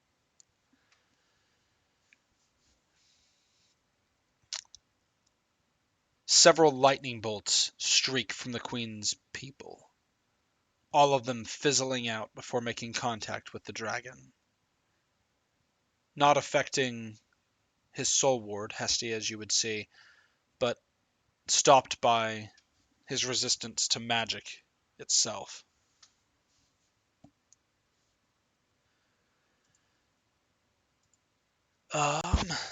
Following this, Pietro's forces again ready their attacks. A hail of arrows falls upon the dragon, seemingly doing nothing, but several spells also fly towards it. One or two of them, appearing to be cold in nature, strike it and actually seem to have some effect against it. But for the most part, the onslaught from Pietro and his forces is meaningless. The only thing that is doing anything at the moment is their ballista and the shots that are anchoring the dragon to the ground, at least for the moment.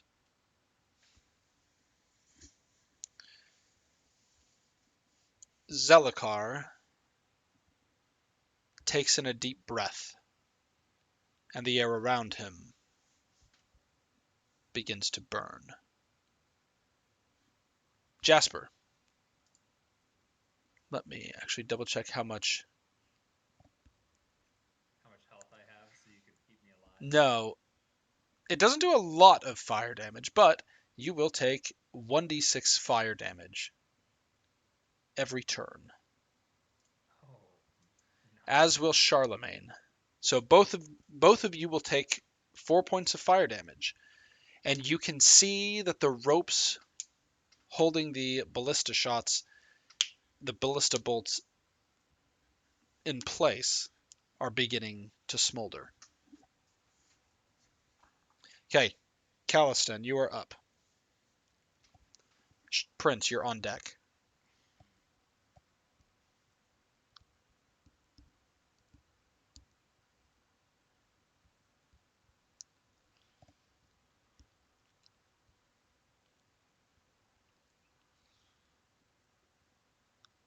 it have been chain, not rope? You're correct. Chain would make sense. Sorry, did you say it was my turn? Yes. Zalkar do a more powerful single Yes. weapon spell to kill me already. Yes, it is your turn. And so you're right, it would be chain. So it's beginning to glow, but it's not smoldering. Okay, Calistan, what are you doing? And then Prince, you are on deck. I make for his crevice. Give me a climb check. Actually, first give me a CMB to get around the hand. CMB? Yes. The hand stays in between you and the dragon unless you can get around it fast enough.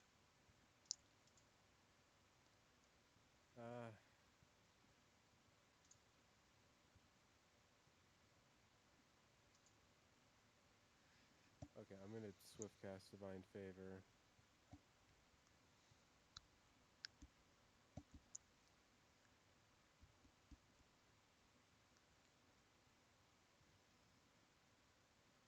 That's enough.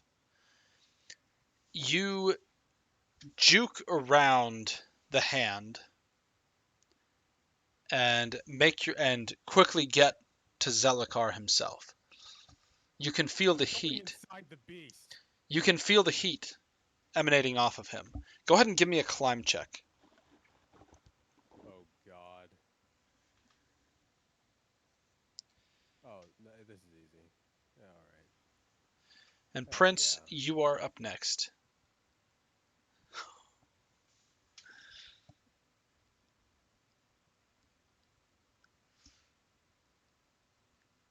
All right. You are on him. The hand can't get in between you now. However, you are on his foot and unable to climb up yet. Okay, I will use a hero point to just 'Kay. get in there. So with great intentionality, you throw yourself forward. Actually, you try and climb, and then after realizing that effort is going to be fruitless for you, you notice a spot and you grab it with your whip and pull yourself up. And you begin to worm yourself into a gap between his bones.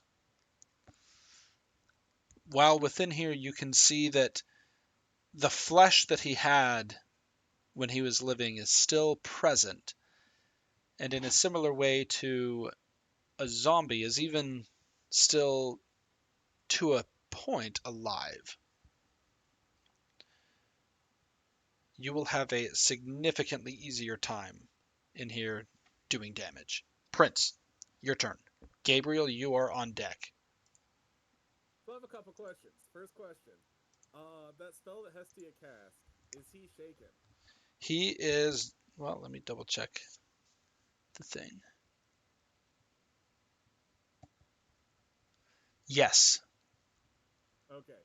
Second question. I can maintain a performance as a free action. Can I delay that free action until I do other things in my turn? Yeah. It just has to happen on your turn. Cool. Cool. Okay. So, first thing I'm going to do is with my standard action, I'm going to virtuoso performance so I can do a second thing. Second performance. This will be I'll sing this. I'll sing this, and I'm going to inspire competence. So everyone within 30 feet is going to get a +3 to skill checks. Okay, and then You said a +3? It's a +3. Okay. Yep. And then I'm going to do a where is it? A songbird as a swift action. it says that if I do a performance during this round that this is cast, that it gets a +3. And then as a free action, I will maintain my dance. Okay. So it gets a +6 in total. So I'm just gonna add. How do I add it to the thing? Can I just? I'll just add it after the fact. So this is before the +6, and he has a -2, and hopefully this will do something. Roll high. No. Okay, what was it? What was this against? A 38 against his CMD, which should be -2 because Shaken does ability. Yes. Yes, it ability. does. Okay, that will fail against his CMD. Oh my god. I need to roll higher. I don't know if I have a hero point anymore. I want him to be Shake. Anyways, all right. Well, that is all, but everyone has +3 on skill checks. Okay. Gabriel, you're up. You could have All turned right, my 1 into a 4, dude. Come on. right, I am going to keep moving up, uh, and away from him, but I am going to shoot with the bow. Just sort of, I can do 2 attacks per round here. So that's the first one. Does that hit? It does not. Oh, does that hit? With it being Bane, yes, it does.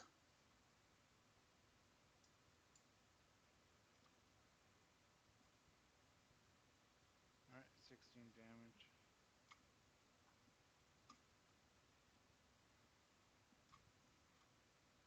Okay.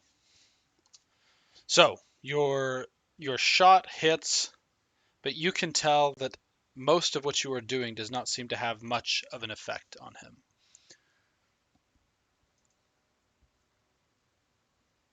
Okay, Jasper, your turn. Not much of an effect.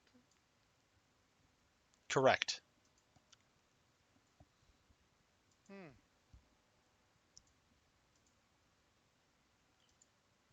All right. Make it.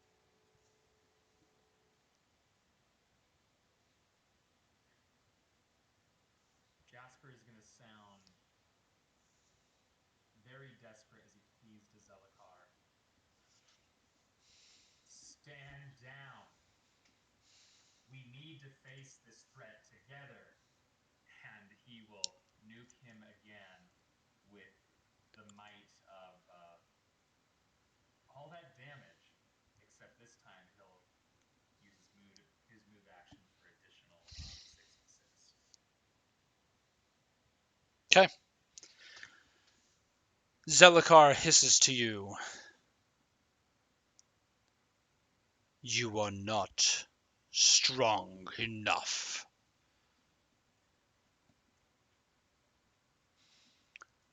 And with a deep breath, the air around you all is whipped up into a sandstorm.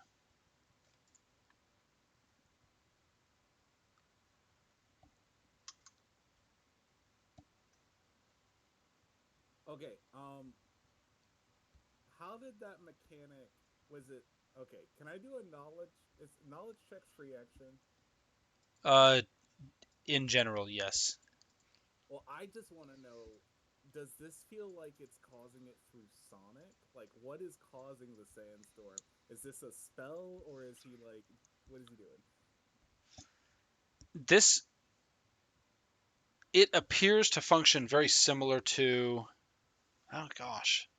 It's almost as if rather than via magic, he's simply commanding the air and the sand around him, and it is obeying. Oh, okay. So this is just like a supernatural ability. Yes, that is correct. All right, well, 72 normal damage, assuming it's not amplified by the runite. Okay. Overclocking. So the runite in your hands is incredibly hot.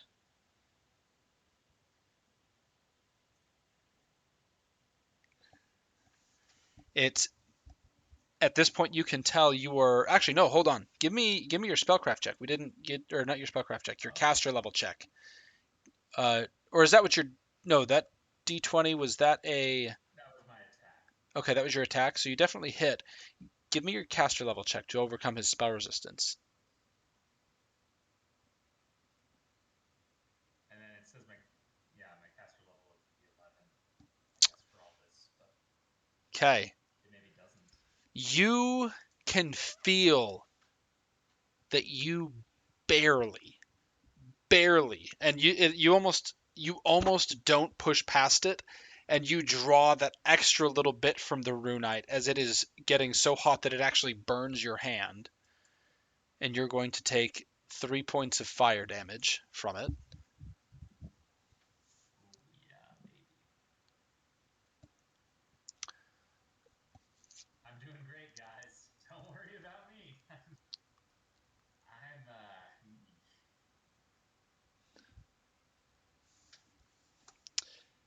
Gabriel, you do recognize before your vision fades from the sandstorm, you do see what Jasper is doing. And you see that that does seem to have an effect.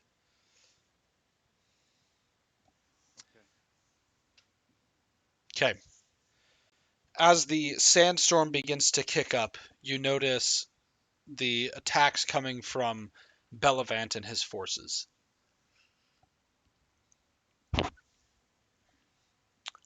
Maleth, you are up. Charlemagne is on deck.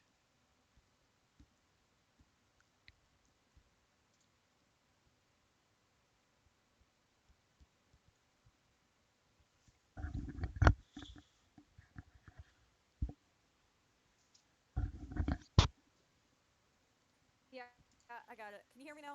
Yep, we can hear you. Okay, cool.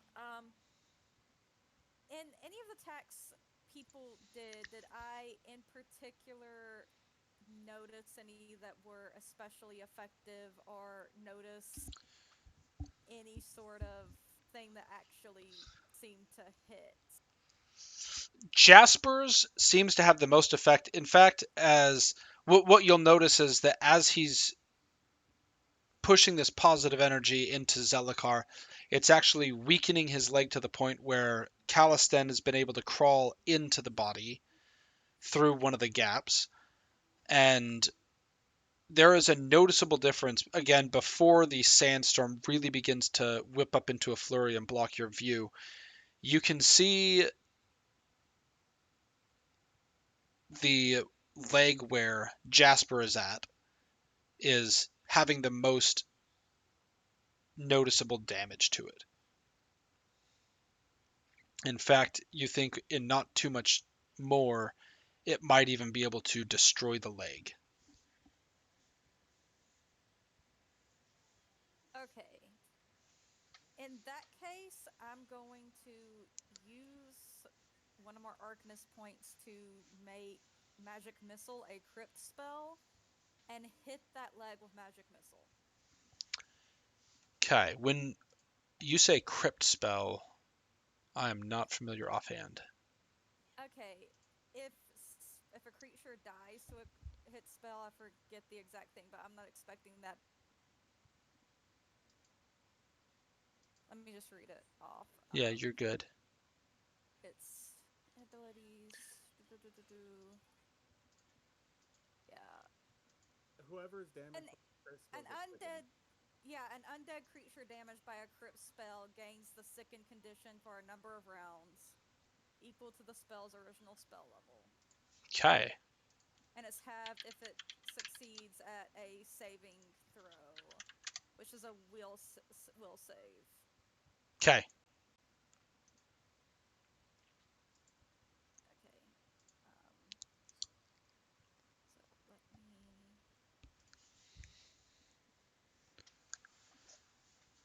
So it will make the save. So it will be sickened for 1 round.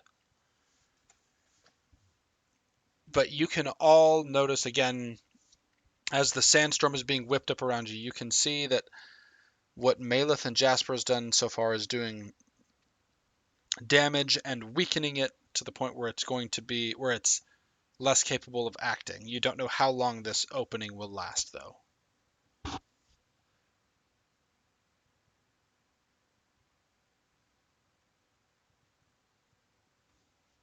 You should have another 2 missiles in there, Maleth. Okay, Charlemagne is up. Hestia, you are on deck. We will follow Calison's lead and climb. Okay. Because of where he's at, he doesn't have as clean an area, so he ends up running and using his Fouchard as a pole vault to try and get up to one of the openings near where Caliston is at. Can you give me either an acrobatics or a climb check for Charlemagne? +3. Yay, I did something. That is with the +3. That's what we're talking about, baby. Okay. A knife in each hand, Charlemagne is in there with Calistan. I will let him attack along with you when you do. Hestia, you are up. Jasper, are you undead? Just real fast. Oh, you would know he's not. Okay, great. Then I'm going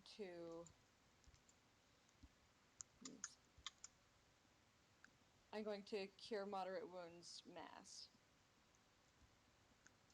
That's my plan. Ooh, what's the range on that? Yeah. Is it within 30 feet? Please say it's 30 feet, at least.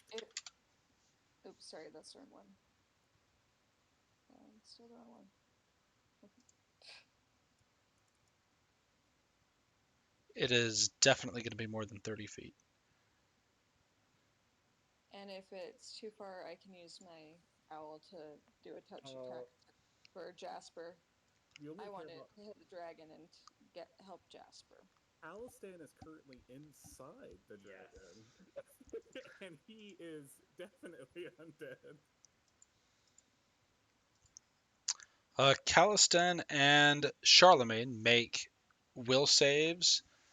The dragon will make a will save. Go ahead and roll how much is going to be healed, Erica. Okay. Sorry about that. As Calistan dies inside the dragon. Oh, Calistan has some hit points. And he makes the save. Oh, that's good. Okay, Charlemagne is going to take that. Wait. What? Go ahead. As an immediate action, I am going to Saving Finale and end my Inspire Competence. Okay. Give him a reroll. Charlemagne? Yes, sure. Are you sure? I think he's going to be fine, but okay. Oh God, Charlemagne, why? There we go. It's all part of my plan. I appreciate the gesture. So, Charlemagne will take 18 damage. Actually, give him 16 damage. Calistan, you take 9 damage, and then everybody else will heal 18. Wait, so I'm in the range of this? I don't think you are harmed by positive energy, are you? Or no, you're further away. She's focusing it on Jasper, and it's going around there, so you're not in range. Not in the range, but yes. Yeah, you're not in range. Positive energy harms me. Okay, yeah, you're not in range anyway. Everyone else is up close on the dragon. So the dragon also appears to be weakened from it a little bit, but at this point visibility is slim. Okay, Calistan, you and Charlemagne can make your attacks if you are so inclined. Okay. I am going to swift cast Bull Strength.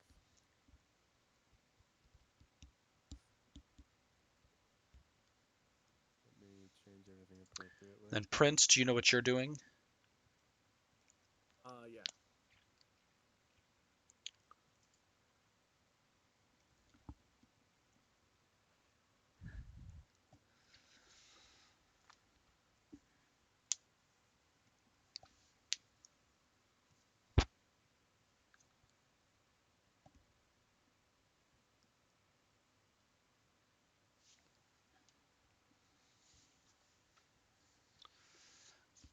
And Calistan, as you are doing this, you tap into your connection with your whip, and you are able to unleash its full might. Rather than just those attacks, I'm going to treat you as effectively having.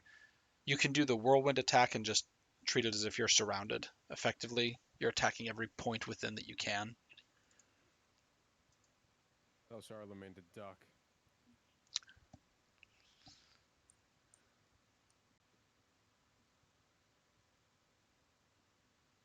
So, was that 3 attacks? 77 damage.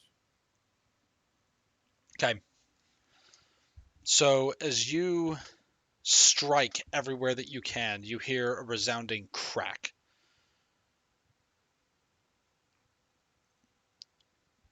The inside of as you and Charlemagne find the weak points within that have been prepared by the efforts of Jasper and Maleth and Hestia, you start to destroy and damage the inner sinews that are holding up the leg. It begins to crack and to crumble, and you feel the dragon separate from its arm that you are within. Prince, you watch as actually make a perception check. Let's see if you can even see what's happening. Okay. There we go. So you can barely see through the storm, but you can see the bones and the sinews breaking apart. But somehow they are not separating. You can see the faint glimmer of something immaterial keeping the dragon together, even as its body is being destroyed. That's metal. Okay. What do you do? And then Gabriel, you are next. Okay, so I still have Inspire Competence because of lingering performance. Okay. Which one do I want to do first? So previously I used Ragadon's Spiraling Ascent, and it cleared away stuff. Mm-hmm. I'm gonna use it in front of me, like a space in front of me, Okay. to like try to clear a view to the dragon. Yeah. I'm also gonna use it to lift myself up, so I'm on simultaneously wind in front and starting to fly a bit. Okay. As you do this, Gabriel, you see this pillar of sand as the sandstorm is forming around you all. It goes up right next to you, and you can see Prince rising. And down below, you can see the opening right in front of Jasper and the foot. And you can even make out within the body of the Ravener, Calistan and Charlemagne going full ham on the inside, trying to destroy it. Okay, so that was my move action. Mm-hmm. I am going to yes. So is there a way to cast a spell that has a 15-yard burst that won't hit anyone else? Anyone else but what? But the dragon. Easily. The dragon is bigger than 15, so yeah. You just aim somewhere else where others aren't. Okay, well, that's what I want to do. The DC should be... What's the spell? And what's the type of save? It's going to be confusion. Remember, he's got a -4. He should have a -4. I looked it up. Shaken and Yep. the other one, Sicken, both stack. Yep. It's going to be confusion, and it is a will save, and the DC is 3rd level plus I forgot, 7, so that's 20. The DC is a 20. Okay. He will make the will save. Oh, bollocks. Okay, well, I'm going to Songbird as a swift action, and maintain my performance on the dance. Okay. So he is going to have to. So I get a +6. I'm just going to add it after the fact. Okay. 14. So that is a 46 Against his what? CMD, which should be at a -4 right now. You said it was how much? It's 46. And you succeed. You exceed his. By how much? But, You said 46. and he's at a -4. You exceed it by 5. Damn it. Okay, What's the effect if you exceed it by more? Is this the well, if I hit him, hold on. It's the one that's staggered. It's the one that. Okay. Okay. Staggered? Yes, but yes, all he is sickened, but he's already sickened. Oh, he was only sickened for a round, so I'm continuing the sickening. Okay. Yep. I did things. That's it. And people should still be inspired competently for at least 2 more rounds. Okay. Gabriel, your turn. Perfect. You can see a little bit of the dragon at this point, but you can also see where the column of air is pulling in the sand. You can see Jasper and the leg where Caliston and the others are. And I'm about, what, 60 feet above? Yes. Yes. Okay. I'm going to move another 30 feet to be right above the dragon. And as I move, I am going to fire once again.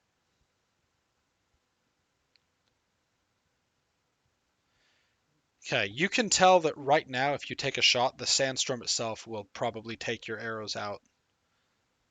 Okay, you know what? Then I am going to cast Light Prison.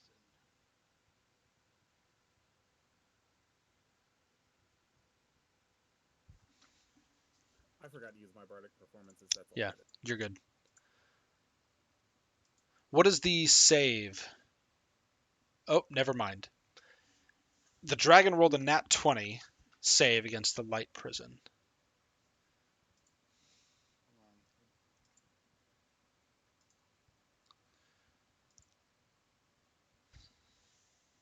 Okay, yeah, there is a saving throw. So Okay, Is it never time mind. to be a hero? It is coming up. I meant the hero point, but like, yeah, anyway. Oh, I mean, a hero point's not gonna. I'm talking about sacrificing your soul, but yeah. I've got 2 hero points, but I actually know what I want to use them for, so. Well, the time is now or never. Okay, then with my hero point, instead of the light prison, I want to drop. If I'm 90 feet above, then I want to use that hero point to drop 90 feet and turn into adamantine Okay. stone. So as you did against the lich, you turn your body into that incredibly hard stone, and you crash down through part of the dragon, actually damaging his wing. Where is it that you're coming down onto? Okay, as being myself that has wings, I know that the most vulnerable part to that wing is right at the joint. Are you stopping there, or are you coming down to the ground? Are you trying to, I guess, punch through it? Yeah, just like any hit, you hit through. Okay. So you actually smash through, and in its weakened state, you damage the wing, you punch right through the bone, and again, as with the leg, the bones themselves appear to be separated from the body. There's something holding it there, but you can tell you've caused severe damage as you impact the ground right near Jasper.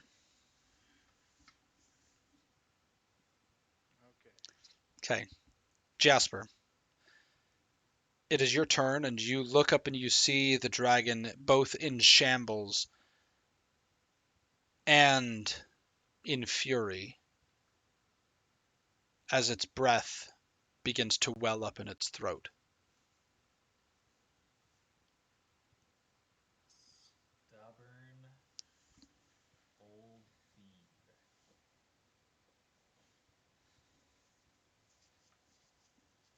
So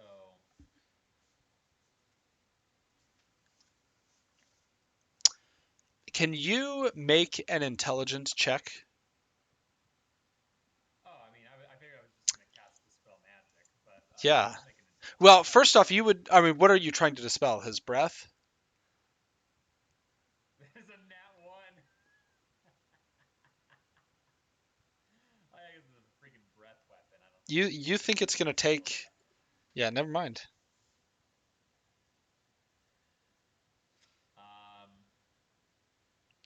Yeah, Jasper he's going completely on. Here, real He's quick. turning to instinct and adrenaline at this Okay. point. I want to see if Gabriel can get this, because he's also in a good position to see this. Gabriel, can you make an intelligence check? I'm sorry, I really wanted this to be seen, and I'm sad about that nat one. Don't worry, Please, let me Gabriel. roll here. Roll a dirty 2. Okay. So, Gabriel, you suspect that given the current winds and sand surrounding you, if the breath weapon goes off again, it could very possibly be caught up and effectively create a fire tornado. Okay, that is not ideal. Okay. So I imagine that the visuals are pretty crappy right now. What am I?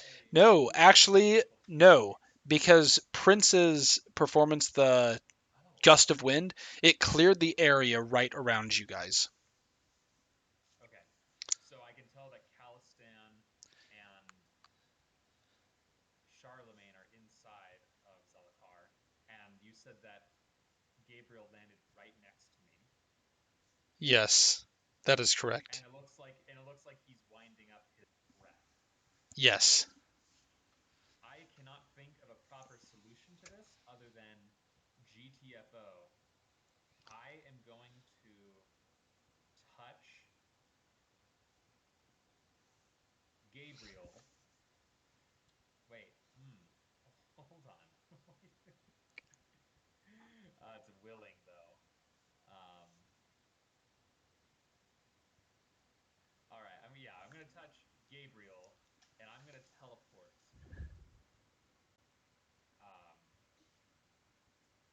us away. Like, I know I can go 100 miles per level, but I'm taking us about 100 feet in the opposite direction of the dragon. Make a perception check, Jasper. Yes, absolutely. Can I aid him with that? 25. Jasper, as you begin to cast teleport, with a snap of his claws, you see Zelakar cast a spell.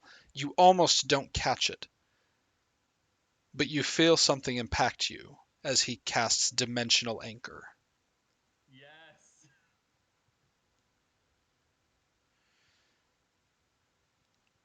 You can change the spell that you're wanting to cast if you want. You got high enough on your perception check.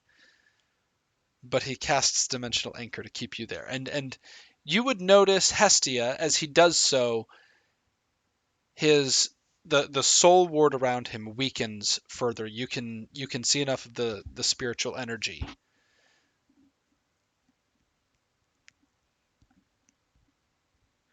I mean, I feel like it's a little unfair if I'm Wait, able to change Jasper. my mind. I have Huh? one hero point left, and I have Dispel Magic. Do it. Is that okay? Are you going for that? Yeah, I'm gonna go for that. I mean, you And can tell right now that, and I mean, I don't want to. Yeah, you guys can tell right now that you've weakened him to the point where he is nearly destroyed, and his soul ward is weaker and weaker. Gabriel, would you communicate to Jasper what is about to happen? yes, I'm gonna shout it at him. He's making a fire tornado. And my dispel magic is gonna be the verbal component is gonna be F U. I don't know if kids are hearing this right now, but that's what I'm saying. That and the semantic component is gonna be me flipping the dragon off. He's still adamantium, right? The look of stone is going away. Oh, I wanted to me and Gabriel above the dragon and let him get the drop on the dragon a second time. Oh, that's what you were going for. Yes, because I'm going off of adrenaline, like, all right. Like, I mean, he still can. I'm going on adrenaline here. Like, You know, do it. Toss me. Toss me. oh, that's right. I don't have to take me and him. I can just take him. Correct. Ah, okay. There we go. That's exact. Well, I guess I rolled a nat 1 intelligence. So you know what? I'm taking me and Gabriel up in the air. That's what I'm doing. Because that's exactly what I thought of, and that is such a nat 1 intelligence roll. I am doing exactly that. Okay.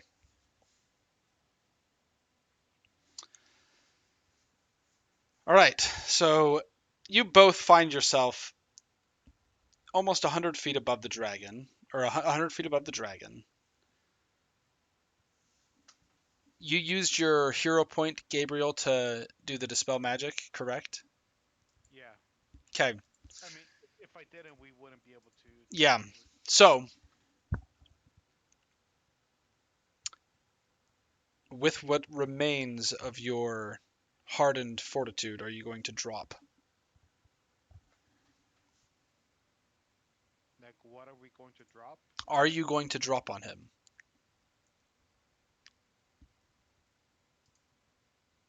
I think this deserves a roll. Don't you think? I mean, you're up here. He teleported you up here. The alternative is to fall into the fire tornado. If he's falling, I'm spreading my arms out. I'm going to try to slow that fall until my next turn. Okay, while he's falling, Maleth and Hestia, is there anything else you're going to do? As you can see now, the dragon preparing to unleash its breath into the sandstorm around you. If Sorry. if I could tell that it was about to use its breath, I would probably try to dimensional slide as close to out of range as I could get. Okay. And then Hestia, what are you doing? Okay, I have two options for the masses. I have Grossbane Dirge mass casting, or I can try and alleviate his corruption and make it so he stops becoming a I take away his powers as a Ravener. How is it you're planning on doing that? I have a level 6 spell with my new level. It would be Which this spell?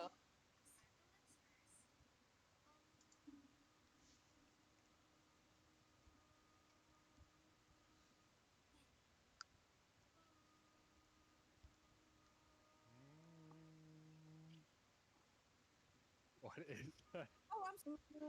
I thought I was That's sorry. Miss I Rachel really. just channeling the level Okay. 6 spell. Like, don't you know Yeah. that's trying to All right. get to the Raptors? Hestia. Miss Rachel is on our side. I didn't Uh-huh. realize I wasn't muted until I heard Enrique making a sudden noise. I'm very sorry, but he's very fussy tonight. Like I'm probably gonna have to leave soon, just Yeah, because. we're just about done. Hestia, do you have a hero point? I do not.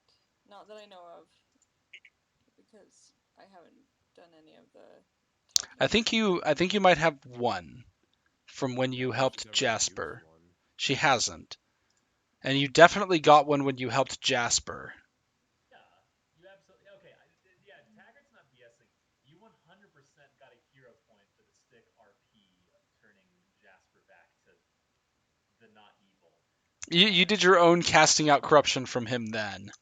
And Yeah. I've never known her to use a hero point either. I want to cast out the corruption from. Okay, so you step forward and using this spell to the best of your ability, you warp it a little bit beyond its initially intended purpose. And while you find yourself unable to end his state as a ravener, for such would be nigh on impossible. You find yourself able to pull back, effectively nullify what remains of his soul ward for a moment as Gabriel crashes through. Gabriel, where are you striking Zelikar? Uh, I'm gonna go at the base of his neck, so that instead of like crushing his throat, as his throat's on the underside, like Mm-hmm.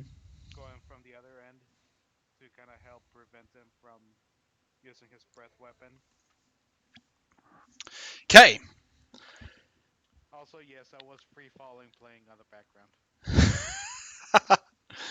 You didn't want to do Freebird?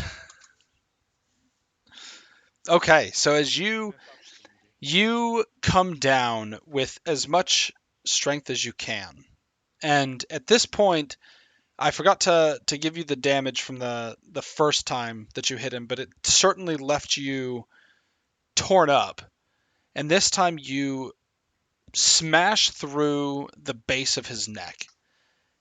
You are torn apart by the bone and the sinew, and we will see what happens afterwards as you are currently unconscious. You hit the ground unconscious, but as you passed through, you hit his neck in such a way that it pulls his head back, and instead of enveloping the sandstorm in fire, it shoots straight up into the air, narrowly missing Jasper, and harms no one. However, all around you and your body as you hit the ground, the bones and the tendons and the sinews of the Ravener collapse.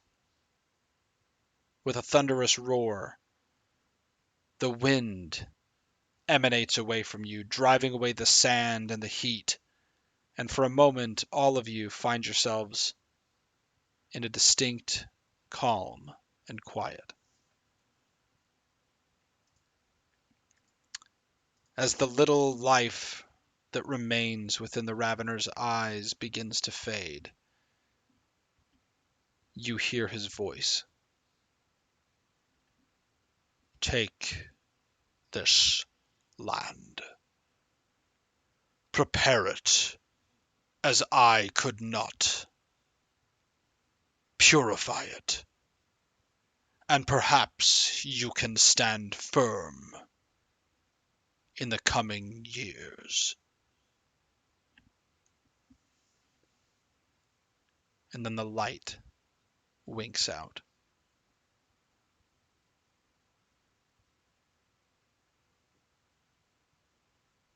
Nat, Cast feather.